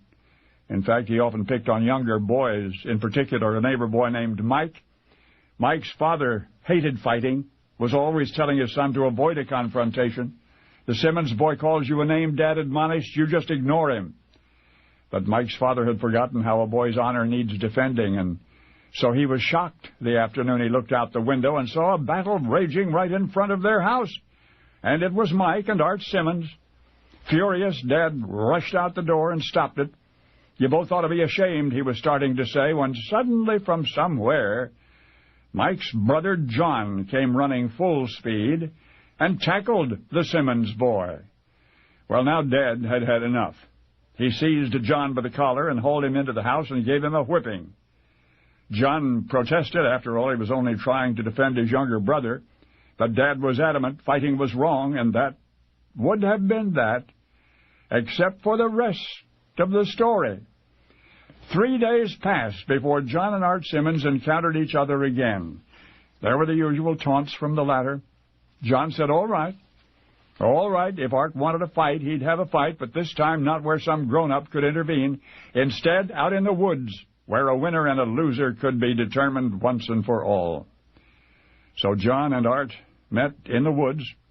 The boys were the same age, apparently evenly matched, fighting for their own territorial supremacy. John for his kid brother, and for all the kid brothers in the neighborhood. And John did not let them down. It was a merciless thrashing that he gave Art Simmons. And yet, unlike most kid wars, this one accomplished something. First, the reformation of a bully. And next, the initiation of a lifelong friendship between the two contestants.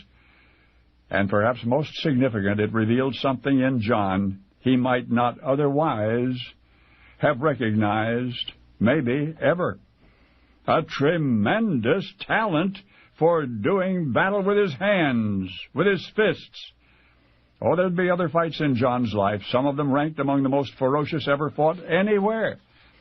But now, reflecting on them, you will always recall John's first fight. Fought for the love of Mike.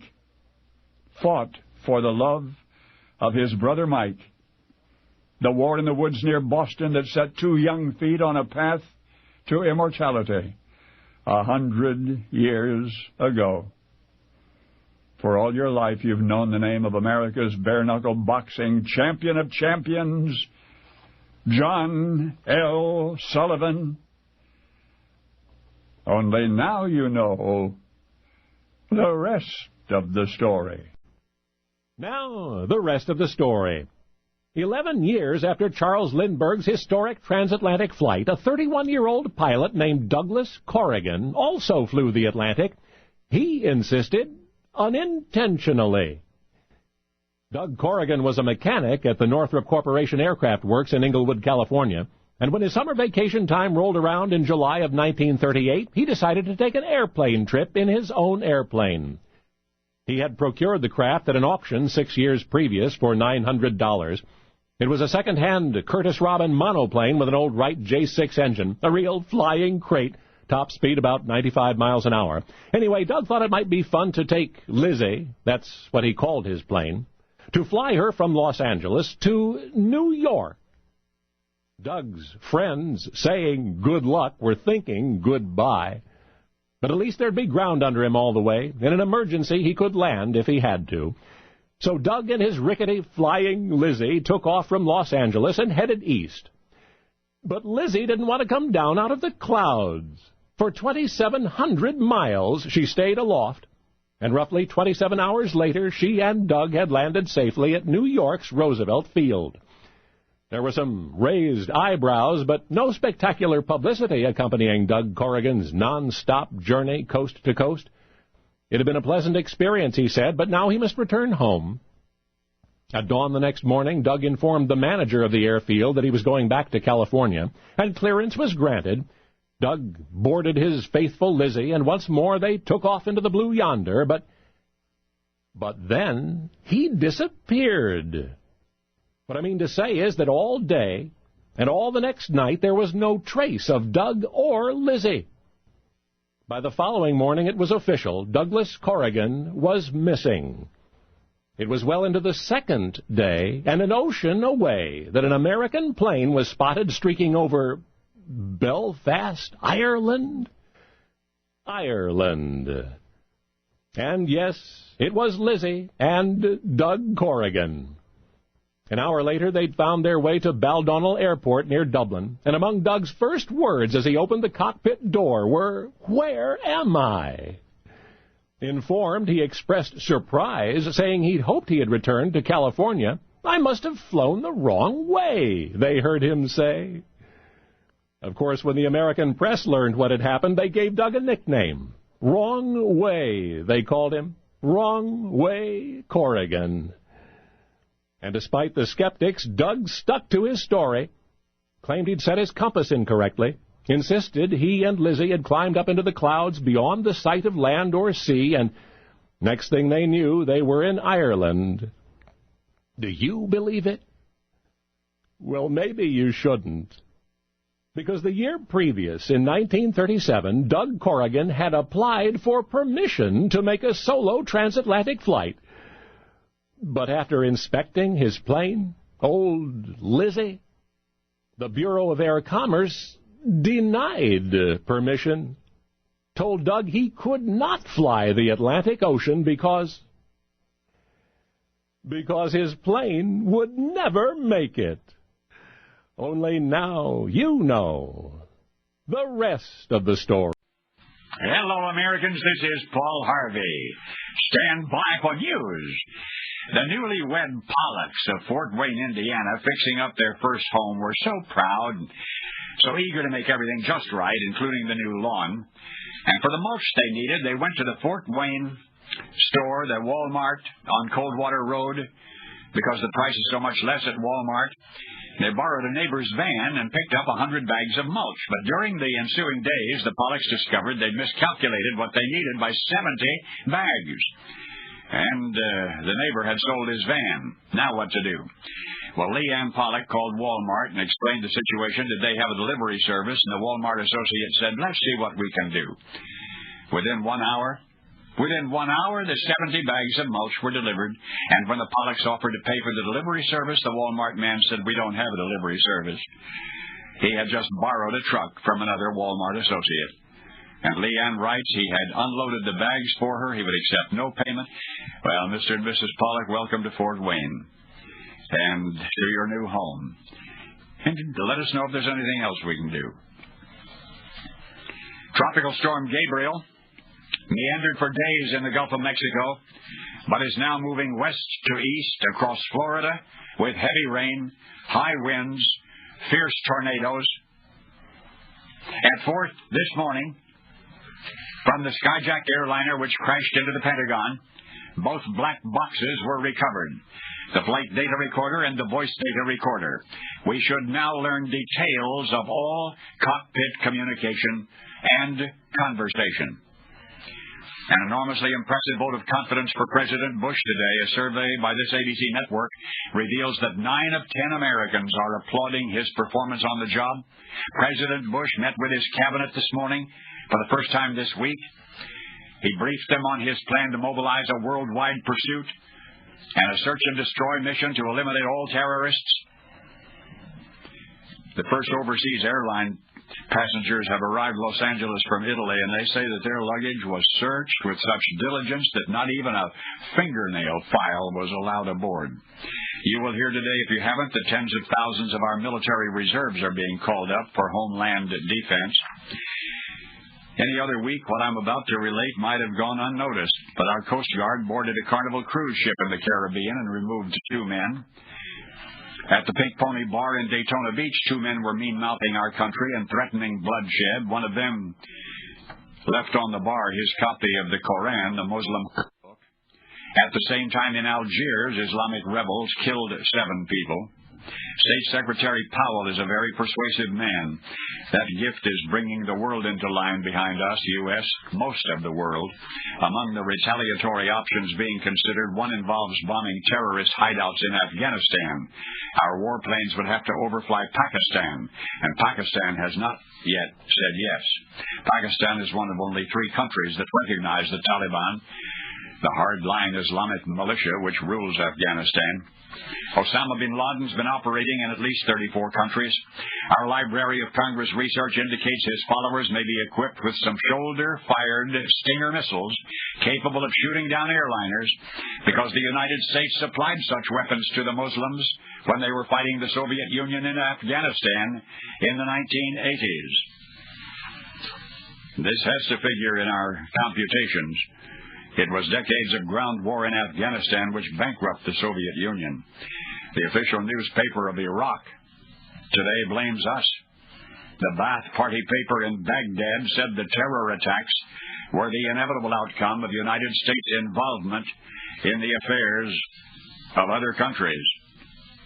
The leading Taliban clerics in Afghanistan this morning were calling for the world's Muslims to unite against the United States. Now, page 2, somebody has discovered in a review of the periodic table of contents of elements that element number 20 has a pronounced effect on preventing the second leading cause of nursing home admissions. Amazingly, this element 20, has also been found to reduce the risk of bone fractures of the hip and the wrist and the spine. And I know what you're thinking. Element 20 must be some new discovery. It is not. In fact, element 20 has been around for years, and you're probably not getting enough of it. What is element 20? Calcium. Calcium. And the best way to get enough calcium is to take Citracal every day, because Citracal is a patented form of calcium which is supported by an avalanche of research proving it is better absorbed than others. That's your insurance policy for the future. So don't settle for some store brand. There really is a difference. Just remember cit as in citrus, cal as in calcium, and insist on Citracal. In New York, we love heroes. There's no place on earth we ticker tape our heroes. We love to celebrate heroes. This week we discovered heroes who've been among us all along, but rarely noticed and almost never celebrated. Firemen. And you have wondered why in the world anybody would want to be one. If you will meet me here at this time on this ABC station tomorrow, Saturday, we are going to try to figure out why. Medical surgical, gently warming a patient's skin before an operation, gently warming the patient's skin may reduce the risk of surgical wound infection by as much as 60%. The bacteria which commonly infect surgical wounds are becoming immune to antibiotics, so this warming procedure could counteract that. Details in the medical journal Lancet. Now, medical nutritional. Autumn olives are plants with tiny red berries like small cranberries. They can thrive in the poorest soil, so highway crews have been planting these things along roadsides to prevent erosion. What do you know? Now our USDA discovers that the berries are not only edible, but they are rich in antioxidant lycopene, 18 times more lycopene than tomatoes. If any law enforcement agency wants to wiretap the telephone or computer of a suspected terrorist, a judge may refuse to allow it. The United States Senate has already passed a new law to make such surveillance permissible, and Congress is moving fast to authorize the President to use whatever force is required to corral terrorists, and $40 billion to help repair the damage. Don't you know it has to confound our nation's enemies and inspire our friends? The degree to which our Congress, left and right, Republican and Democrat, has moved together this week. March 30 last year, in Azle, Texas, Terry Thompson's car broke down, so he borrowed his son's bike to get to work. Well, work was more than 34 miles away. That's both ways 68.8 miles. It was when his wife said that he'd never make it that Terry got stubborn. Now, that, remember, was March of last year. Terry has ridden his bike to and from work every day since. Put a bottle of water in a backpack. He's now biked 23,400 miles. That's the distance from Azle, Texas to Bombay, India. He says he wouldn't travel any other way. He's worn out 4 new bikes, a few injuries, mostly from dogs getting in the way. Once he saw an elderly lady with an electric wheelchair trying to get up a hill, and he stopped and fetched a rope and towed her up. Terry Thomas's gas bill is nil, but his grocery bill is enormous.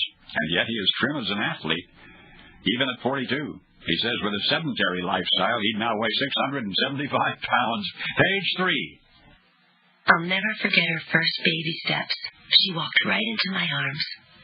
The first book she ever read, she read to me. The first skin knee, she wanted me to make it all better. I took her to her first day of school. She came to me when she had trouble with her homework, and when she learned that cooties aren't real. When that boy from math class wouldn't stop pulling her hair, I was the one she came to. And when word about the birds and the bees started to travel in her circle, she came to me. So why didn't she come to me the first time someone passed her a joint? Don't wait for your child to come to you when it comes to drugs.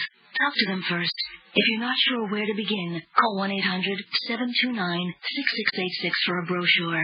You'll learn all you need to know to take that first step. It's not too early to talk to your kids about drugs. A message from the Partnership for a Drug-Free America.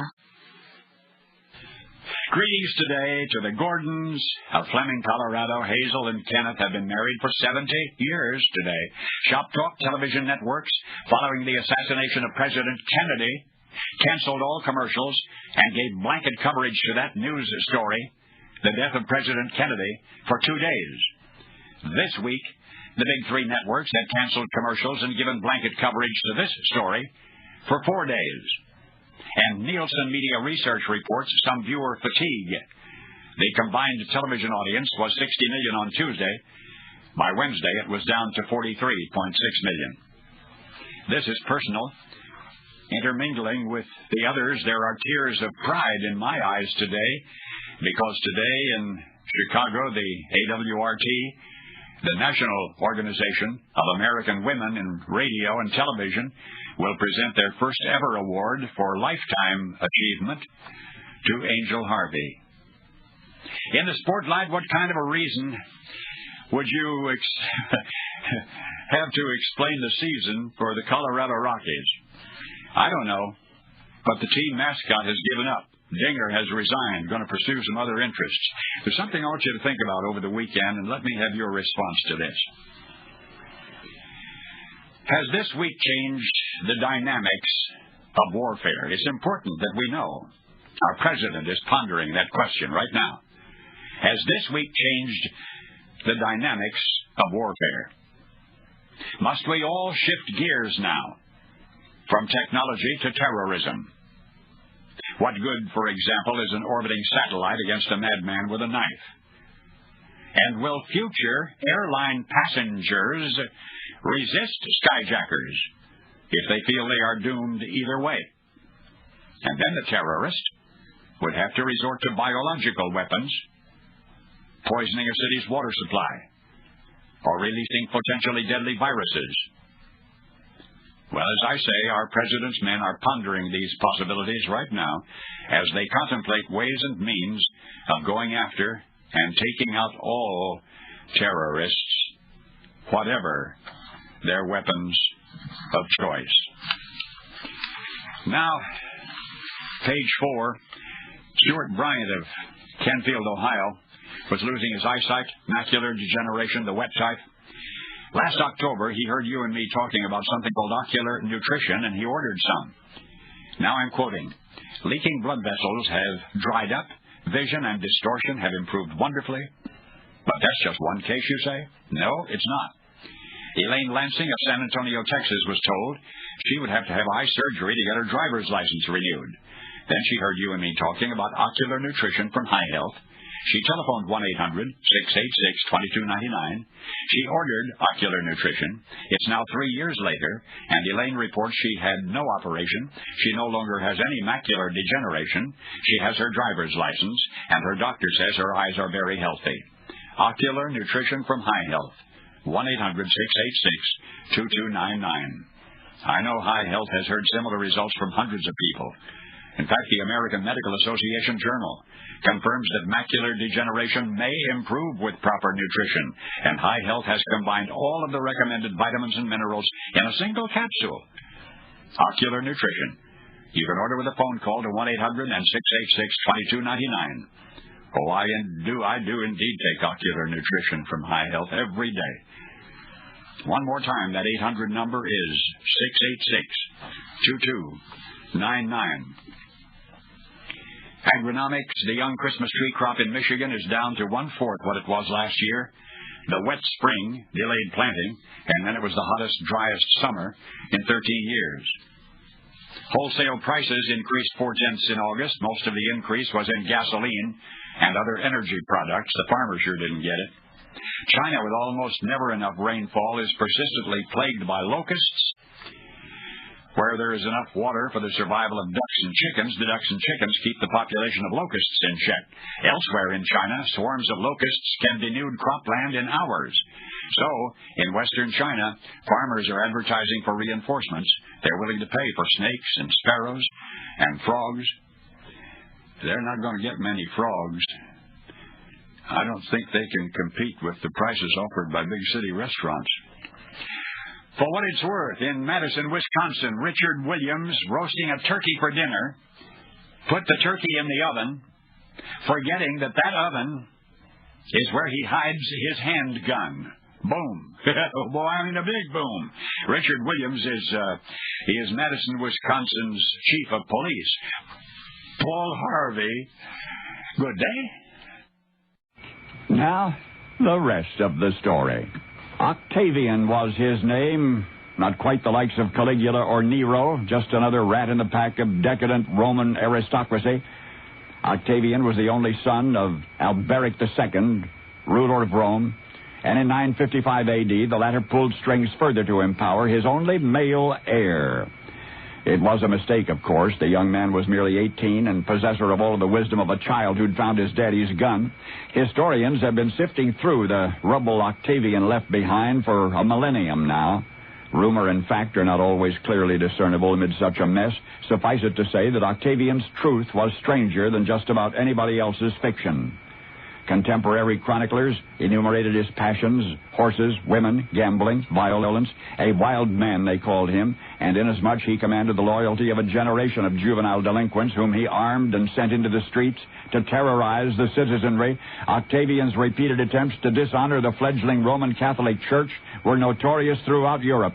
He was said to have appointed a 10-year young boy to the office of bishop, to have ordained a deacon in his stables, to have castrated a cardinal, to have stolen holy relics and church real estate and gifted them to his favorite mistresses, even to have installed prostitutes in church-owned apartments. But Octavian's recklessness came to a crashing and ironic halt. May 14, 964, for while in the arms of some woman or other, engaged, it is intimated, in something kinky, he was struck with a sudden and mysterious paralysis, in which state he shortly thereafter died, and he was only 27. There is no defense for Octavian's abuse of his unearned authority, and yet it has been argued, perhaps to distract us from his folly, that others holding his office in those days lived and died sensationally.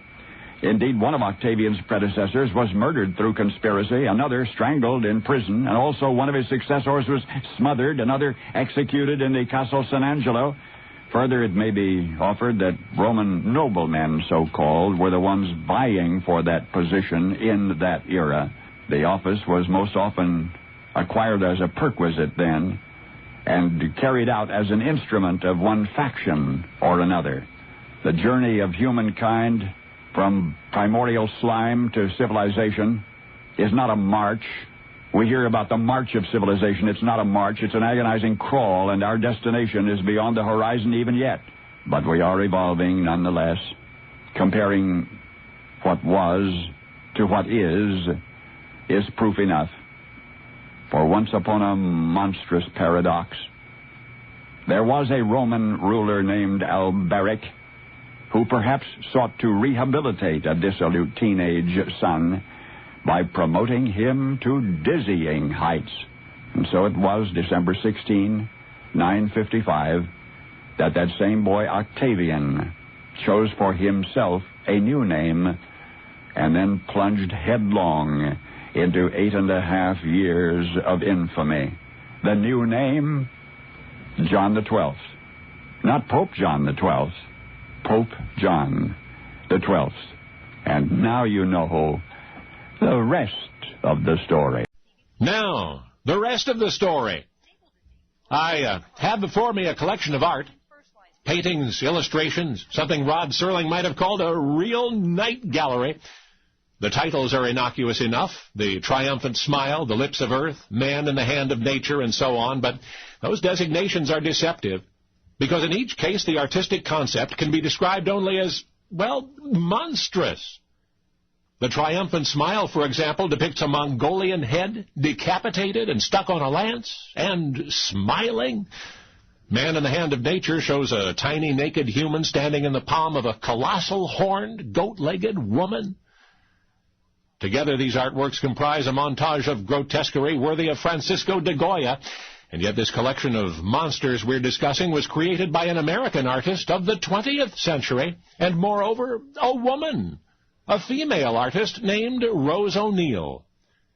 She was a Renaissance woman, I guess you could say, as evidenced by the wealth of sculpture, paintings, illustrations, poems, and novels which survives her. She was born in Wilkes-Barre, Pennsylvania in 1874, daughter of a bookseller.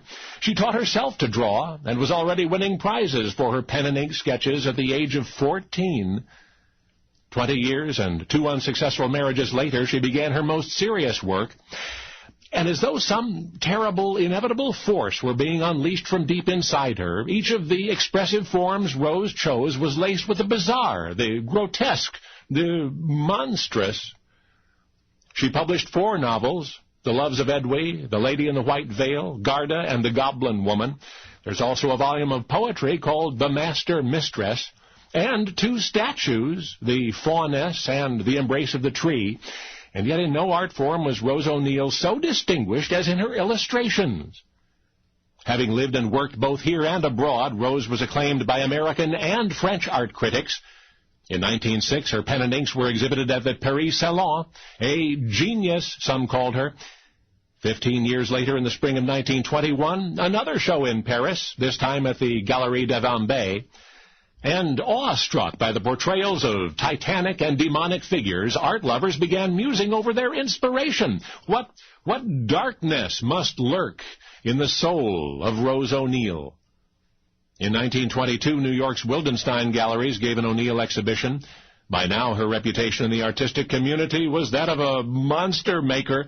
Her works became known as the monster drawings, and her brand of terror has been called something else. It's been called her secret art. You see, today, all these decades after her death, Rose O'Neil's monumental artistic achievements, her Gothic novels, her mystically sensual poetry, her monstrous illustrations, they've been all but forgotten. Remembered instead as a comparatively small, though no less significant accomplishment, something created by Rose O'Neil as a commercial artist. Something she did for the 1909 issue of Ladies' Home Journal. These days, art critics and art lovers rarely ponder the monsters of Rose O'Neil, but now you'll never forget her, because there was a ray of sunshine that contradicted her macabre, a solitary illustration creation, a chubby little character with a top knot of hair called the Cupid doll. Only now you know the rest of the story. Every Saturday,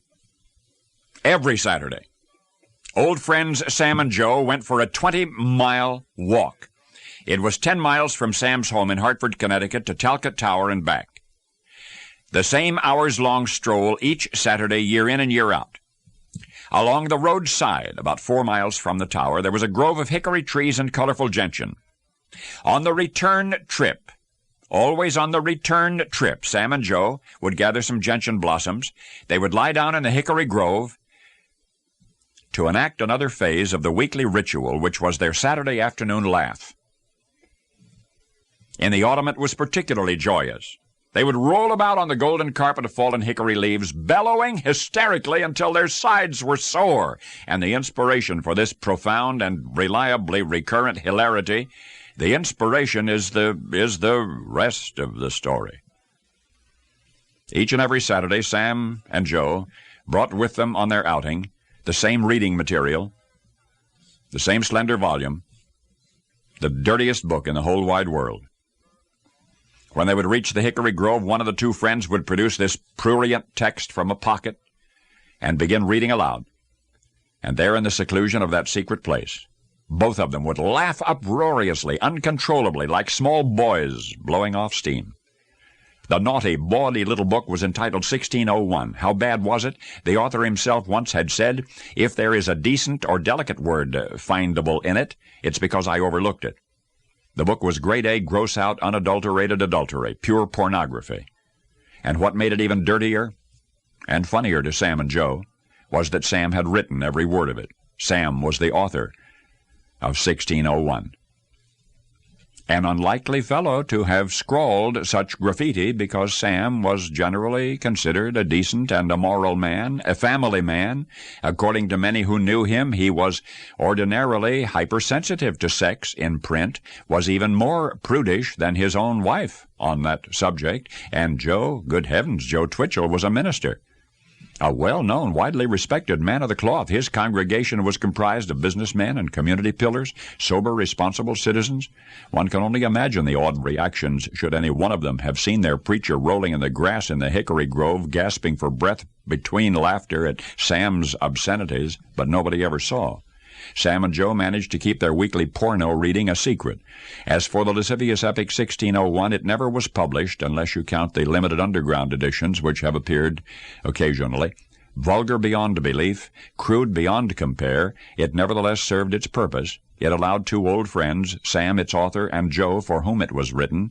It permitted these two publicly revered gentlemen a private revelry, an escape, perhaps, from the prison of their own ponderous reputations, an unrestrained guffaw in a hickory grove beyond the range of any raised eyebrows. Now, I don't think I mentioned that Sam, the perverse mastermind behind the lascivious epic 1601, the man who wrote the world's dirtiest book, was also the gentle genius who spun a web of childhood enchantment in his Tales of the Mississippi River. For he was Sam Clemens. That's right, Mark Twain. And now you know the rest of the story. Now, the rest of the story. Airman Jim Smith just stood there blinking. The orders had come down. He, as most of the B-29 personnel in the 315th Bomb Wing, had been celebrating the night before. Their conditions ranged from hungover to half-conscious. The last thing on their minds was a mission. Yet here they were, more or less at attention, awaiting the latest directive from upstairs. Army Air Force intelligence had come to a conclusion. The Japanese were now so short on petroleum that a strike on their Nippon oil refineries at Akita would finish them off. So the 315th, almost 150 B-29s, almost 150 of them, were being sent on this mission that afternoon. Jim Smith, radio operator on the B-29, called the boomerang, did some fast figuring in his head. The 315th was stationed on Guam. The Akita oil field was nearly 300 miles northwest of Tokyo. That would make the strike about 4,000 miles round trip, pushing some 20 hours in the air, easily the longest and perhaps the most dangerous B-29 mission from the Marianas of the entire war. Aching and groggy, the crewmen clambered aboard their aircraft, headed straight for the oxygen bottles. At 16:42 hours, the first B-29 left base. But as day became night, Jim Smith looked around him, the sky swarming with flying fortresses in the dying light. Even under normal conditions, you could expect plenty of hot engine fires, explosions on the big birds. But for this mission, to make room for the requisite gasoline and bombs, all of the armament had been stripped except for 2 repeaters and a cannon in the tail, and because they would be operating under cover of night, there would be no fighter escort. So the more Jim thought, the more he wondered, could the Boomerang, a veteran of 8 missions, come back one more time? Well, this is the rest of the story. The mission was a success in more ways than one. First, in a single airstrike, 67% of Japan's inner zone oil went up in smoke. Second, and quite by coincidence, the raid triggered a blackout, and the blackout thwarted a Japanese military coup, including a plot to kidnap Emperor Hirohito. For if the conspirators had succeeded in their revolt, the war would have been prolonged, and Allied land invasion of Japan would have proved inevitable, despite the atomic bombing of Hiroshima and Nagasaki. I don't think I mentioned, the Boomerang returned safely, along with the rest of the 315th Bomb Wing, on the morning of August 15, 1945. That was 9 days after Harry Truman sent Hiroshima to hell. So you see, it took more than nuclear warfare to bring the Japanese to their knees. In fact, the Boomerang was still in the air, returning to base when Japan's official surrender was announced. Yes, the history books have it wrong. Even the airmen of the 315th Bomb Wing were celebrating the setting of the rising sun when they got the orders to bomb Akita. Not even they realized that they would carry out the final mission of World War II. I know, you've always heard it was the flight of the Enola Gay, but now I hope you'll always remember the day the Boomerang came back. Because now you know the rest of the story. Now, the rest of the story. Once upon a time in the town of Brookline, Massachusetts, in a second-floor apartment overlooking Harvard Street, there lived 2 girls, one of them Jacqueline, who was 13, and her sister Barbara, who was only 9. Now, to see them walking down the street together, one might have imagined that Jacqueline, who was obviously older, looked after the younger sister. But it was the other way around. For Jacqueline, learning disabled from birth, while appearing completely normal and healthy at first glance, would forever have the mind of a child. And thus was woven the tapestry of a poignant relationship, the threads of which often mismatched, and sometimes unraveled. For you see, it was Barbara, it was the younger sister, it was the so-called normal one who felt left out, comparatively neglected, who envied the special treatment and the special attention that her parents gave to Jacqueline. Indeed, while Barbara was no less loved, she was sometimes deprived of birthday parties because Jacqueline never had one, of socializing with friends because Jacqueline had no friends.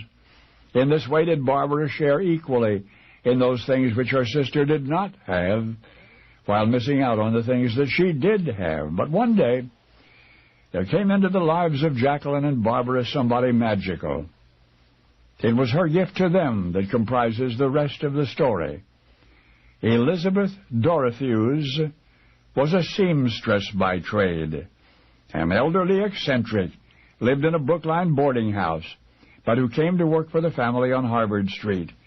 To the children, she was simply Dodie, part Mary Poppins, part Mother Goose, at once very old and very young. She started out mending clothing and making dresses, and yet in no time was babysitting the sisters when their parents were away. And what stories she could tell, tales in which were concealed her own gentle philosophy and boundless wisdom. It was Dodie who taught Jacqueline and Barbara to pray each night before going to sleep. In fact, the very first Bible stories that the girls ever heard, they heard from Dodie. And so it was that two troubled children came to love a stranger who became a second mother. And something more. Ever so slowly, ever so surely, the hurt in little Barbara's heart, that hurt was healed by the old woman whose view of life became the cornerstone of Barbara's own. And for years, Dodie remained in the family's employ, loving the youngsters in wondrous ways that their parents could not. And then when Barbara was a senior in high school, beloved Dodie died. And yet, even still, these many years later, in the quiet hours away from the cacophony of a busy life, Barbara will sometimes sit and recall the warmth of a wrinkled hand or a particular smile or a sweet story told once upon a morning or a whispered bedtime prayer, all of them Dodie's, each of them Dodie's.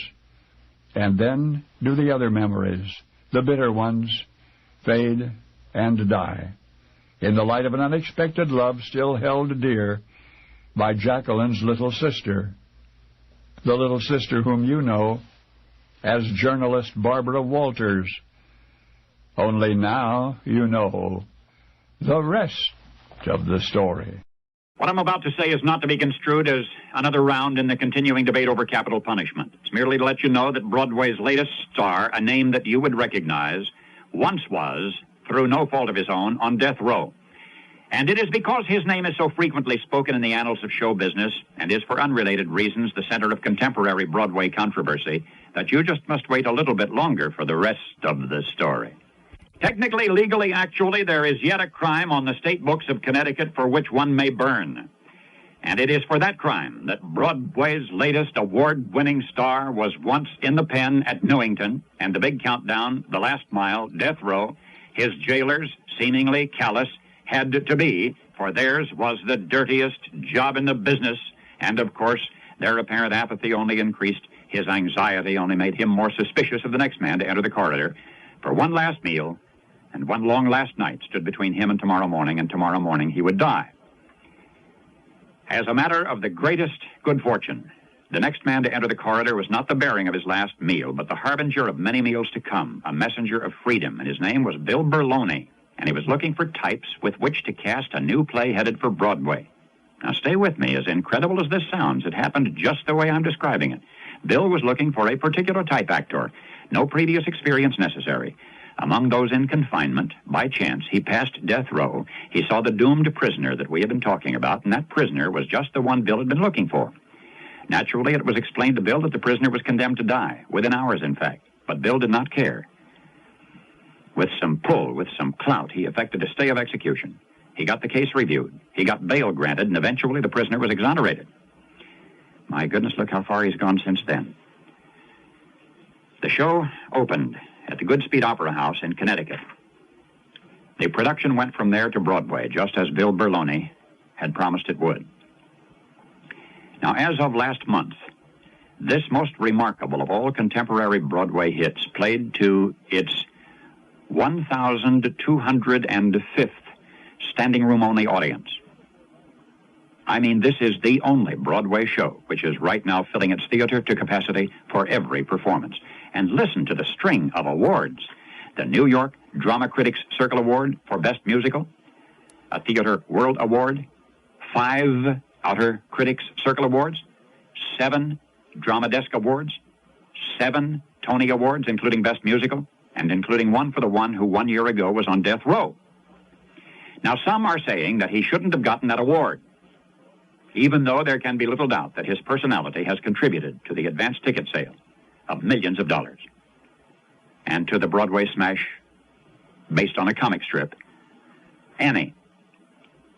Now, recently, the actor who once was condemned to die attended a black-tie dinner at the White House, was a guest of the President of the United States. And that, I'm sure you will agree, is a long way from the wire mesh pen at the Newington Humane Society. where he'd been ready to take the fall on a vagrancy rap, but was bailed out for $8 to steal the show as Sandy, little orphan Annie's sad-eyed, flop-eared mongrel dog. And now you know the rest of the story. Now, the rest of the story. 600 years ago, at the hilt of the Italian peninsula stood two superpower seaports, Venice and Genoa. They were rivals. They spent half of the 13th and 14th centuries at war. In 1378 was ignited their third major conflict in 100 years, and for a while it seemed that the imperialistic Genoese would at last conquer picturesque Venice. But this is the rest of the story. On the issue of imperialism, the people of Genoa were themselves divided. The church was sternly opposed. Among those emphatically in favor was a well-known Marchesa who lived in the outskirts of town of the Apennine Valley, a noble, a widely respected family, and yet even many of his relatives regarded him as a maverick, an idealist who sometimes stuck his neck out where he shouldn't. To the Pope he was a troublemaker, and in his enthusiastic support of the war with Venice, he proceeded to prove it. Now the Marchesa insisted that all he wanted was a peaceful republic in northern Italy, a land benevolently governed by the Genoese for the good of all, and it appeared that the dream was about to come true. In 1379, the Genoese fleet, under the command of Luciano Doria, annihilated the Venetians at Pola, and shortly thereafter the Genoese sailed south, captured Chioggia. Venetian resistance was all but exhausted, but then came reinforcements from the eastern Mediterranean. The Genoese were caught off guard. Through the spring of 1380, they were repelled. In June, their fleet was crushed in battle. The Genoese surrendered. They had been confident of a victorious destiny in northern Italy, but their arrogance now made defeat all the more bitter, particularly to the Marchesa. Many who had trusted his judgment now wanted his hide. His family had to make a quick and critical decision: remain in the explosive political atmosphere of Genoa or take their chances elsewhere. They would take their chances elsewhere. The Marchesa gathered up his clan and headed north, and now we know little else about the man. In reconstructing his history, which is now 6 centuries old, it is easy to fill in some blanks, to imagine the emotion of falling so far, so fast, to acknowledge the logic of fleeing to Holland among those similarly disenfranchised. What would be remembered in his family down through the years, how he paid for his political activism with everything that was dear in his life. He paid with his title, with his homeland, and even with his dreams. Some called him a troublemaker. At least one subsequent family member would understand perfectly. For one day she would defy her own government, would enrage her own homeland, would be called traitor for her active support of the enemies of the United States of America during that nation's war with North Vietnam. You see, the activist ancestor who ran for his life 6 centuries ago was the Marchesa de Fonda. Oh, yes. You know his illustrious and often notorious descendant, Jane Fonda. Only now you know the rest of the story. A singer named Marlene Way was in the middle of the nightmare of her show business career, the toughest audience she had ever faced. She was 2 songs into the show, and the audience was staring back at her. I mean, silent and motionless like an oil painting, and Marlene realized that this was what performers meant when they talked about dying on stage. At 20, she had already triumphed on national television. It had seemed that no show business challenge was beyond her ability, but now for the first time in her career, she was failing to beguile an audience. And a captive audience at that, at a Muskegon, Michigan nursing home. Well, this is the rest of the story. Overnight, it seemed, young Marlene Way, working-class girl, serviceman's wife, had risen from hometown anonymity to national celebrity. Her big break was on the Steve Allen Show. She appeared twice in 1 week during the fall of 1957. Now, you may never have heard of Marlene Way, but more than 30 years ago, she was 3 decades ahead of her time. She was a one-woman vanguard for what has become a widespread entertainment phenomenon. Marlene Way was an Elvis impersonator. She would appear on stage gyrating and lip-syncing to recordings of the then alive and thriving Elvis Presley, and her act was a showstopper until that one afternoon. Marlene and her manager, as a goodwill gesture, had booked an engagement in a nursing home in Marlene's hometown. Surely they thought a live performance by this bubbly 5-foot dynamo, the local girl who had made good, would brighten an otherwise dreary day for the elderly residents. But the opening song fell flat. The second number, flatter yet. There seemed something unreachable, inconsolable in the vacant expressions of those gathered to hear her until Marlene's young manager, whose job theretofore had been little more than lugging costumes and makeup and props and playing the Elvis recordings, suddenly he, sensing disaster, spontaneously switched the musical lineup. He put on the rollicking recording of Jailhouse Rock, and as Marlene, bewildered, improvised, her young manager dashed out onto the stage. He took center stage. He began dancing, grinning widely, flailing wildly. This totally inexperienced non-performer gave the performance of a lifetime, rocking and bopping to the music that would become classic, then moving out among his audience, still dancing, shaking their hands, looking into the weary eyes and making them smile back at him, until some, responding, were clapping to the music. Others were actually singing along. And for the next hour, where gloom had presided and would return, there was wonderful, palpable, seeable, hearable joy. Each number was applauded more heartily than the one before. And when the show was over, and when the nursing home residents approached Marlene and her manager, one by one, they said over and over, "Please come again." From that day, Marlene Way never doubted that her manager, this teenage boy who had carried her gear and helped her career, this teenage boy himself would sway audiences on his own one day.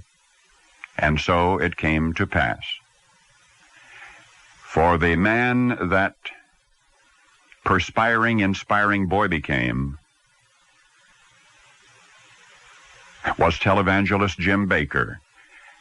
And now you know the rest of the story. Now, the rest of the story. Farms have favorite animals, or ought to. And Farmer John's favorite was a horse, a handsome, good-natured 2-year-old stallion. The trouble began insidiously with a tiny scratch on the horse's ankle.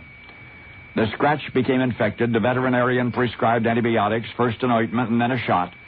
Still the infection spread. The horse grew listless, depressed. A related digestive disorder arose. The animal began losing weight. 50, 100, 200 pounds. And then one desperate day, the vet discovered Farmer John Fort leaning heavily against a stall gate, gazing down into the tired, bewildered eyes of the stricken creature. The farmer's kind face was etched with grief and apprehension. "Horse is in a lot of pain," he whispered. "Each time he goes down, I think it'll be the last." The vet examined the animal and reported the worst. It was extreme colitis by now. Nothing could be done but end his suffering. The vet expected a somber nod from John. Instead, the latter looked away and ran his fingers through his white hair. The vet repeated, "I don't think we're going to be able to save this horse. Let's go ahead and put him down." Well, John's voice cracked as he replied, "That really doesn't suit me." The vet said, "Okay," and walked away, which might have been the end of a sad story, but this is. There was another veterinarian, an old-timer named Bob Copeland, who it was said could raise a horse from the dead. John Fort called him, reminded Bob of his reputation. He said, "This one's not dead yet, so it ought to be easy for you." Well, Bob came over to John's place and looked at the patient. Yep, it was about as bad as it gets, way beyond the reach of modern veterinary medicine. But there was something else. There was an old-fashioned treatment, Bob could not even recall where he'd learned about it. Buttermilk, he said. We find a farm that has real unpasteurized buttermilk, then let it sit in the sun until it gets a crust on it and dead flies all over it, and then you feed that to your horse. Just buttermilk? Asked John incredulously. And Bob replied, just buttermilk. Well, they found some. They let it sit out the way Bob had said. The horse was so weak, a goner, really. He could barely lift his head to drink, but he drank the sour stuff. And then ever so gradually, his diarrhea subsided. His strength returned. He was eating now, digesting now. He was getting well. Must put a new kind of bacteria in the intestine, old Bob Copeland mused. Whatever it was wonderful. Farmer John Fort called it the most incredible recovery of any animal he'd ever seen. Indeed, because 1 year later, that same horse named Invisible Ink entered the 2001 Kentucky Derby. Oh, yes, that prestigious race ultimately was won by a horse named Monarchos, running the second fastest time in Derby history. But finishing a close second to Monarchos? That's right, Invisible Ink, a horse that had made history, too, running in the Derby after returning from the dead. And now you know the rest of the story. Now, the rest of the story. It was summertime in Kansas City, Missouri. A 9-year young Wally was on the porch playing with the toys gathered there. Nothing could have fascinated the youngster more. His favorites were a wind-up car, which he could make go very fast up and down the planking, and a toy train with all sorts of cars between the engine and the caboose. Yes, the train was his most favorite of all. But there was just one thing about the toys on the porch. They were not Wally's. Neither was the porch, nor the home to which it belonged. The people who lived in that house, including the child who truly owned those toys, Wally had never met. Wally had never wanted to leave the farm. It was all his father's idea. With the money left over from auctioning the property, Dad bought a newspaper delivery route. The paper was the Kansas City Star, and the price of the route at $3 per customer was $6,000. So Wally's dad was demanding of his delivery boys, most of all Wally himself. While the other fellows earned $3 a week, Wally, for the same and sometimes more work, received nothing. I feed and clothe you, was Dad's excuse to his son. There were 2 deliveries a day, the Morning Times and the Evening Star. It meant getting up at 3:30 every morning and venturing out in pouring rain or blinding blizzard. It meant depositing each paper inside the storm door in damp or winter weather. It meant placing each paper under a brick when there was the slightest wind. To discourage his delivery boys from flinging their newspapers, Wally's father forbade the use of bicycles, and so it was that Wally would trudge through his route of many dozens of houses carrying his papers in a sack, seeing all of those homes much grander than his own up close, because the family was anything but well off. Wally got only practical presents for birthdays and Christmases, clothing and the like, never any toys. So, when Wally came to this one particular house on his newspaper route, he would always hesitate for a long moment, gaze up at the wide porch and the big front door with a tinge of longing. Some very fortunate youngster lived in that house, Wally could tell, for occasionally during spring and summer mornings the child's toys would be left out on the porch, out of convenience or neglect. Marvelous toys, miniature cars and trains, and so, whenever he felt particularly bold, little Wally, who had no toys of his own, would stop and play in the dawn's early light just for a while, and then he would carefully leave the toys in precisely the same positions in which he had found them. Someday he promised himself he'd have a toy train like the one that belonged to the little boy he'd never met, even if he had to grow up to get one. One day Wally grew up, and because he did, each generation of children ever since has had a happier, more wonder-filled childhood. For those who knew anything about him personally knew that Wally, cartoonist and creator of the world's most fabulous amusement parks, Walt Disney, had a particular passion for miniature trains. And now, of course, you know why. For now you know the rest of the story. Now, the rest of the story. Back in high school, I bet there was at least one fellow whose extraordinary athletic prowess was as bewildering to you as your good grades were to him. In New York's Midwood High School, his name was Al Koenigsberg. Beginning a freshman year, he strolled over to the baseball diamond after school one day to watch the team practice. At first, the players paid little attention to him, but after a while, someone asked if he'd like to try out. Al nodded eagerly, picked up a bat, and approached home plate. The team's pitcher grinned at this newcomer's apparent overconfidence, and prescribing a dose of humility, he wound up for his most devastating fastball. But you know what? Al swung on that first pitch and sent that ball rocketing over the left field fence. The astonished pitcher kept pitching, but even the bad pitches Al could put in the outfield. After that, they tried him in various defensive positions. Turned out Al could run bases like the wind, shag grounders, and whip them out like a machine. There seemed no limit to what he could do. And, of course, as the boy grew better acquainted with his natural abilities, his power and speed and phenomenal coordination, he became interested in a wider variety of sports. Soon the question, "Where's Al?" could be reliably answered on the playing field or in the gym. Meanwhile, Al's parents were spending more and more time in the principal's office. Their son's academic grades were suffering, as you might imagine, were below average at best. Perhaps if he could just get his mind off sports for a while. But even as Mother and Dad fretted, Al was becoming especially intrigued by boxing. In fact, one admiring coach told him that with his gifts, he must set his sights on a Golden Gloves championship. Well, you can just picture the moment Al told his parents that. It was Mother who put her foot down. Her son was not going to be a boxer, she exclaimed. Some muscle-headed dunce destroying his face and his brain. Al was, on the other hand, going to buckle down and graduate high school, and even go to college someday, whether he liked it or not. Al did his best to please his folks. He did give up boxing, and he did scrape through high school, and yes, he entered college thereafter, although failing grades would put a bachelor's degree beyond his reach. To his dismayed athletic coaches, Al had simply abandoned something he could do for something he could not. Still, you know Al Koenigsberg for yet another astounding aptitude which seldom registers on a report card.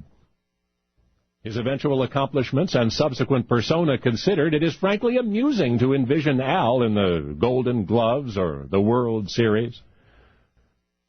Because the super jock of Midwood High became the superstar of stand-up comedy and screenwriting and movie directing.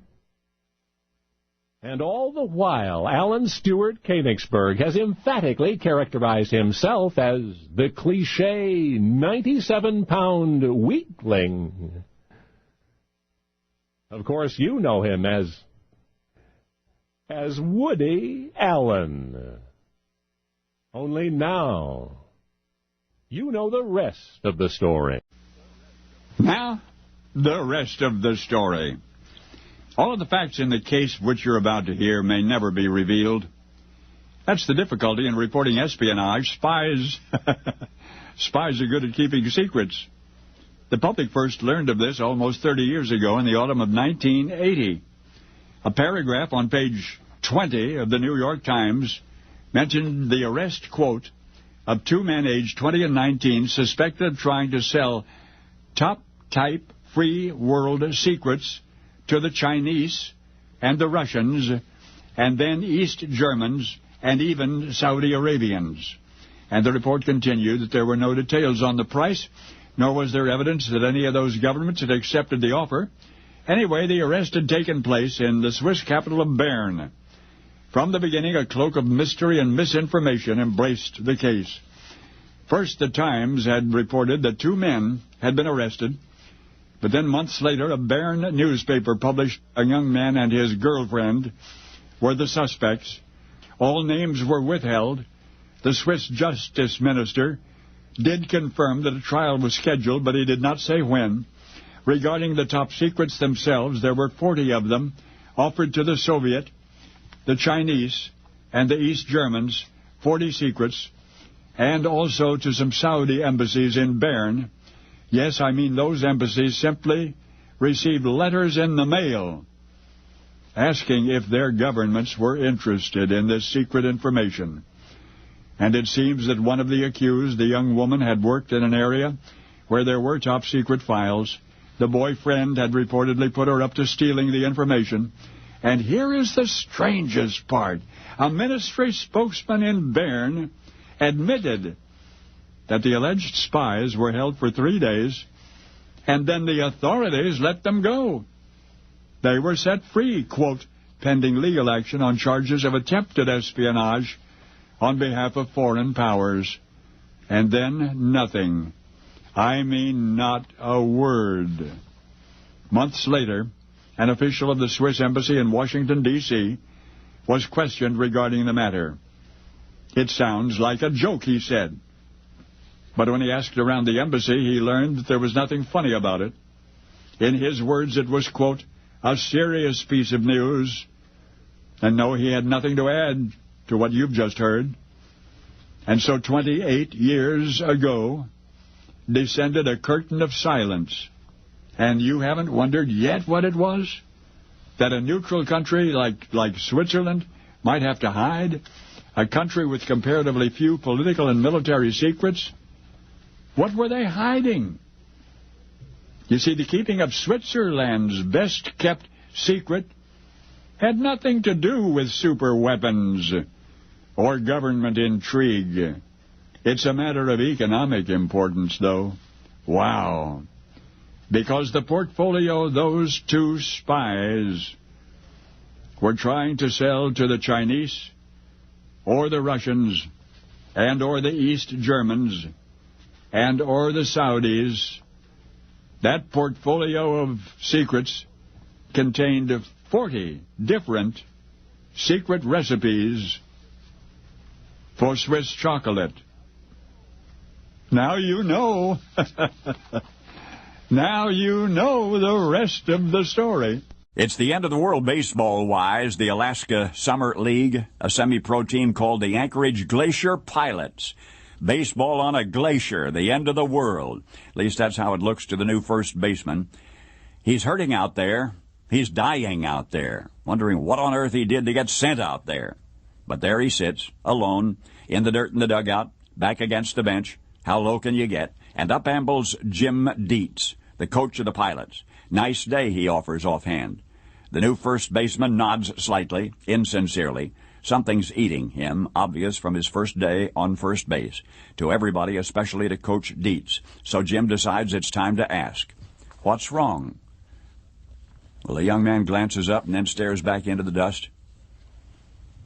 And he says, you know, I'm a pitcher, right?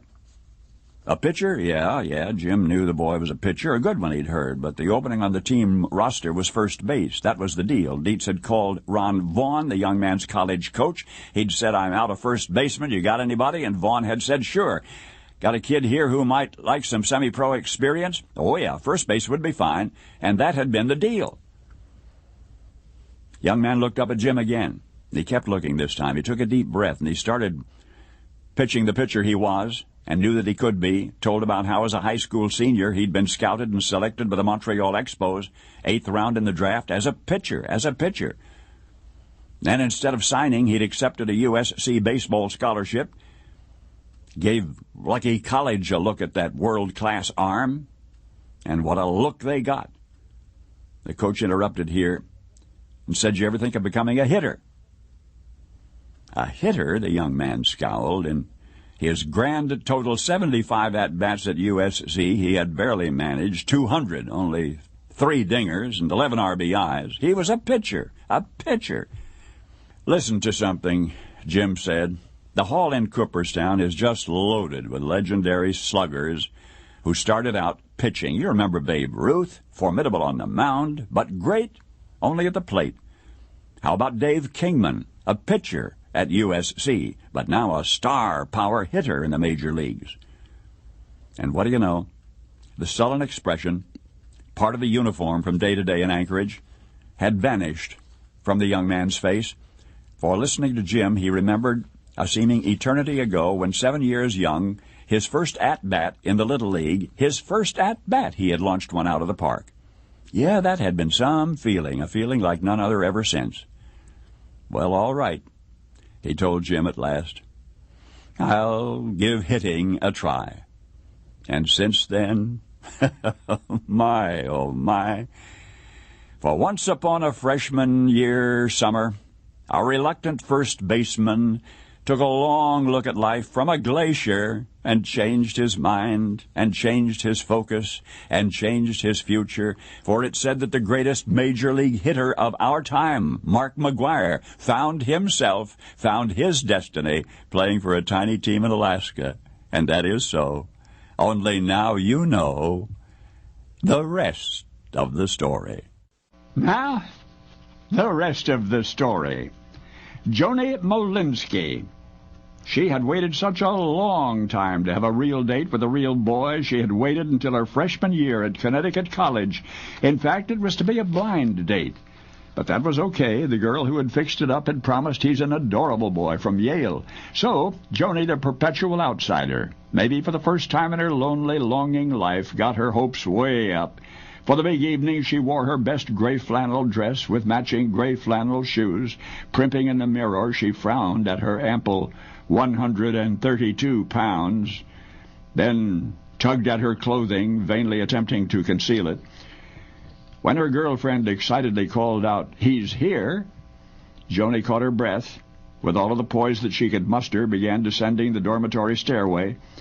Now they were face to face, she and the young man who was about to make up for all of the years of alienation and humiliation. And the adorable boy from Yale, who might have made her fondest dreams come true, or at least ought to have left them undisturbed, turned to Joni's girlfriend, the one who had arranged the blind date, and with an expression of disgust admonished aloud, "Why didn't you tell me?" The rest of the evening the boy protested his predicament by utterly ignoring Joni.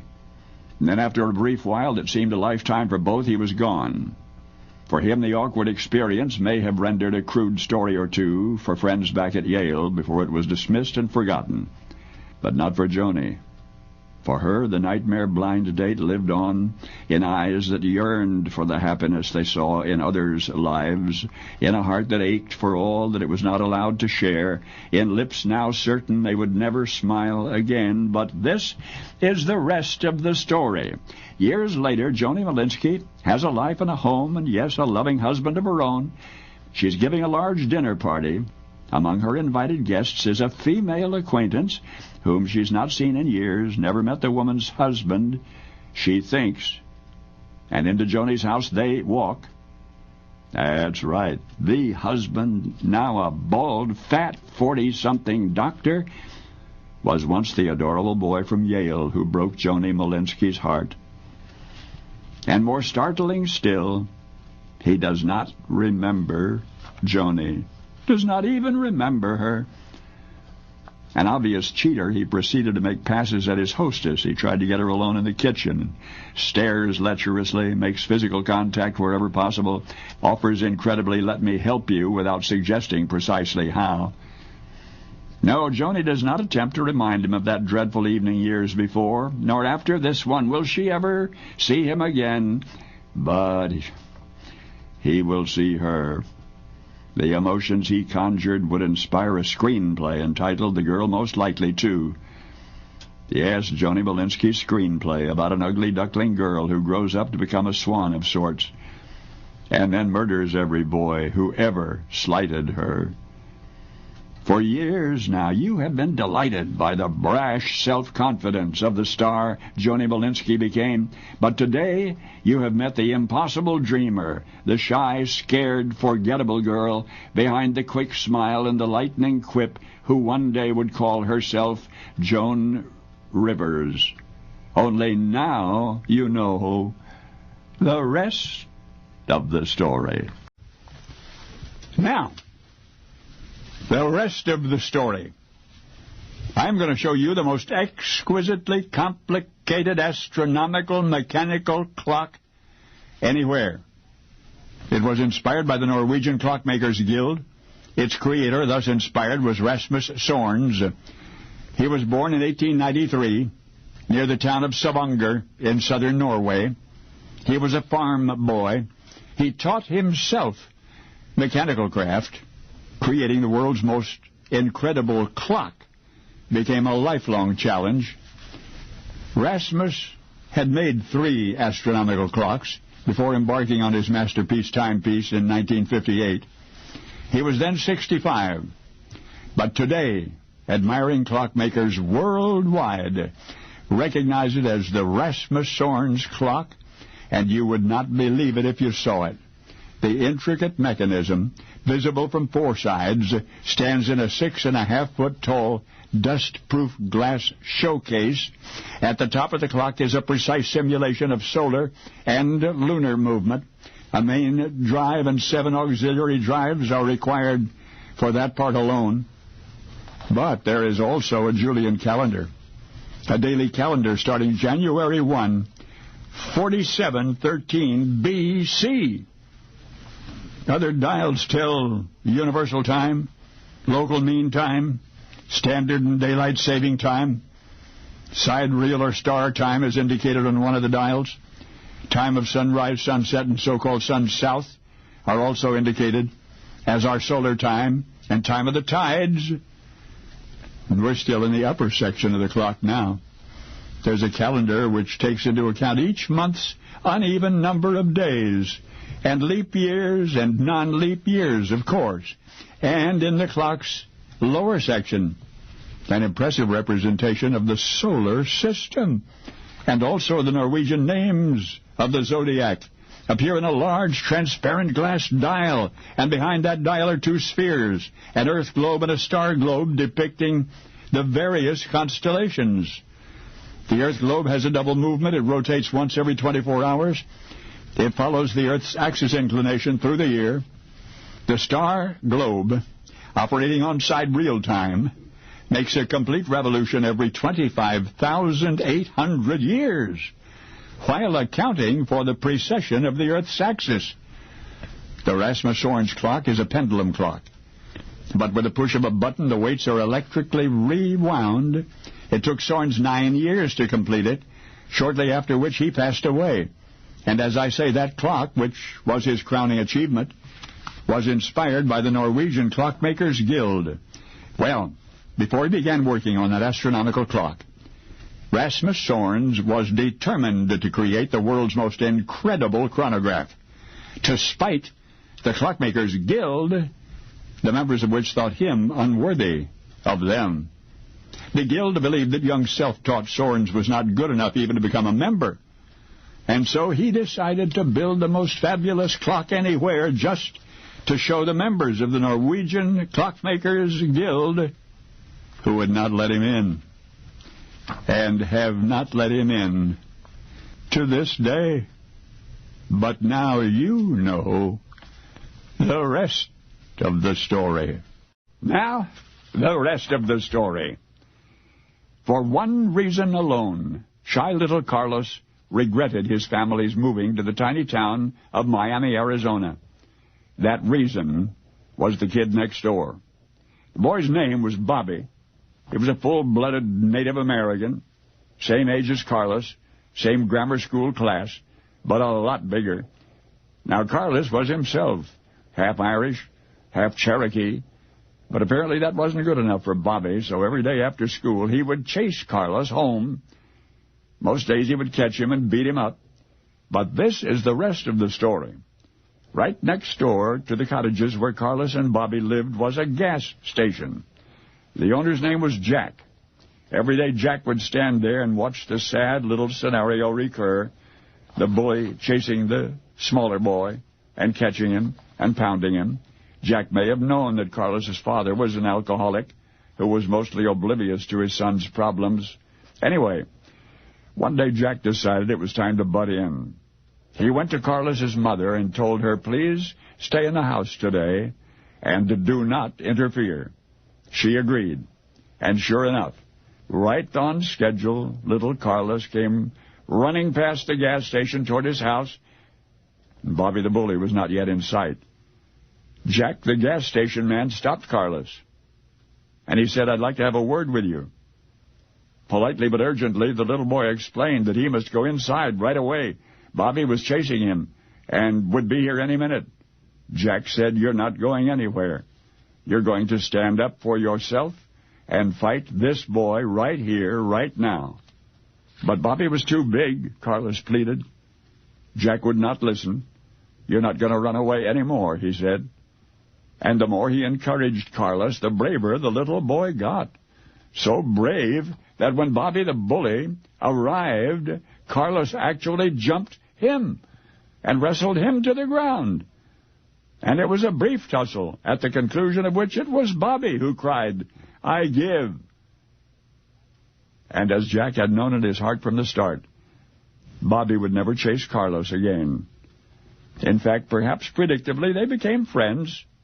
Sounds like one of the many mountainous molehills of which childhood is comprised, an insignificant episode in a life's greater story. But for Carlos, it was ultimately significant. And more. The time he turned around and stood his ground made him what he was to be forever after.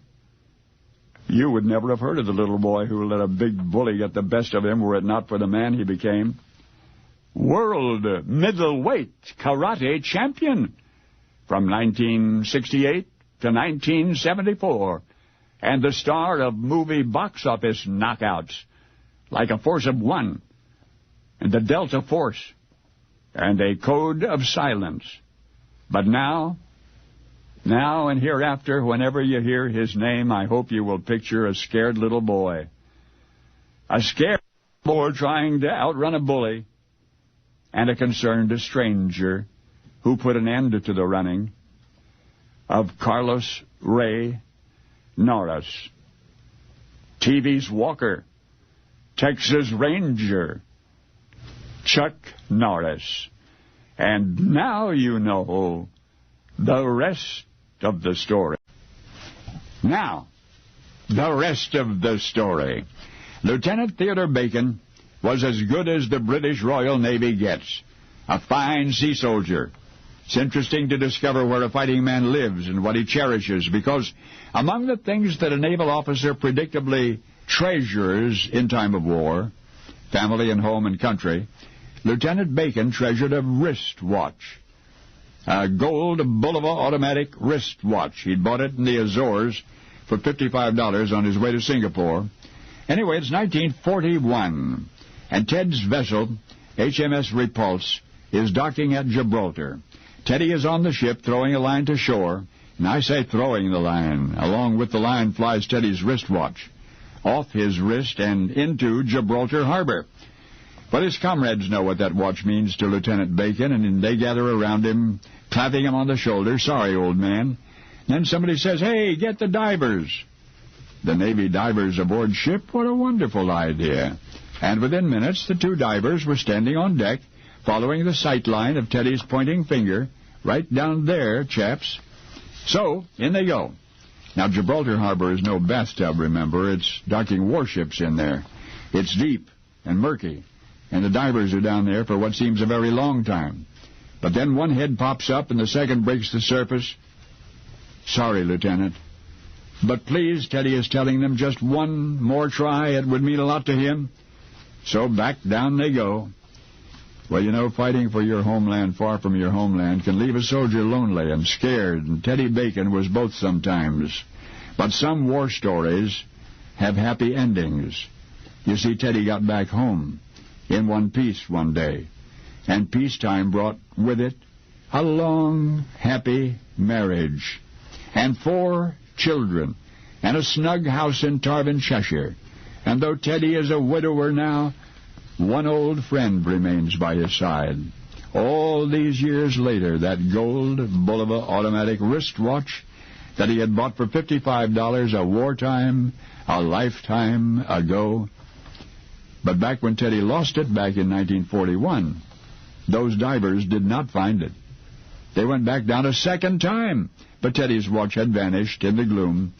until 2007, 66 years later, because that's when Gibraltar Harbor was dredged, and that is when Teddy's watch was snagged and recovered and matched with an entry in the Deputy Harbor Master's logbook and the back home address of Royal Navy Lieutenant Theodore Bacon. It's just now been returned to him. And these 67 years later, Teddy's Bulova automatic is still ticking, still matching accuracy with the perfect old grandfather's clock in the hall. But what's really perfect is when something means more than it means. That in the end only a few cherished friends stand the test of time. But now you know one. Now you know the rest of the story. The rest of the story. The ingenuity of man has never conceived anything better calculated to bring out all of the evil passions of humanity. Our forefathers early recognized the insidious wickedness, and they rooted it out.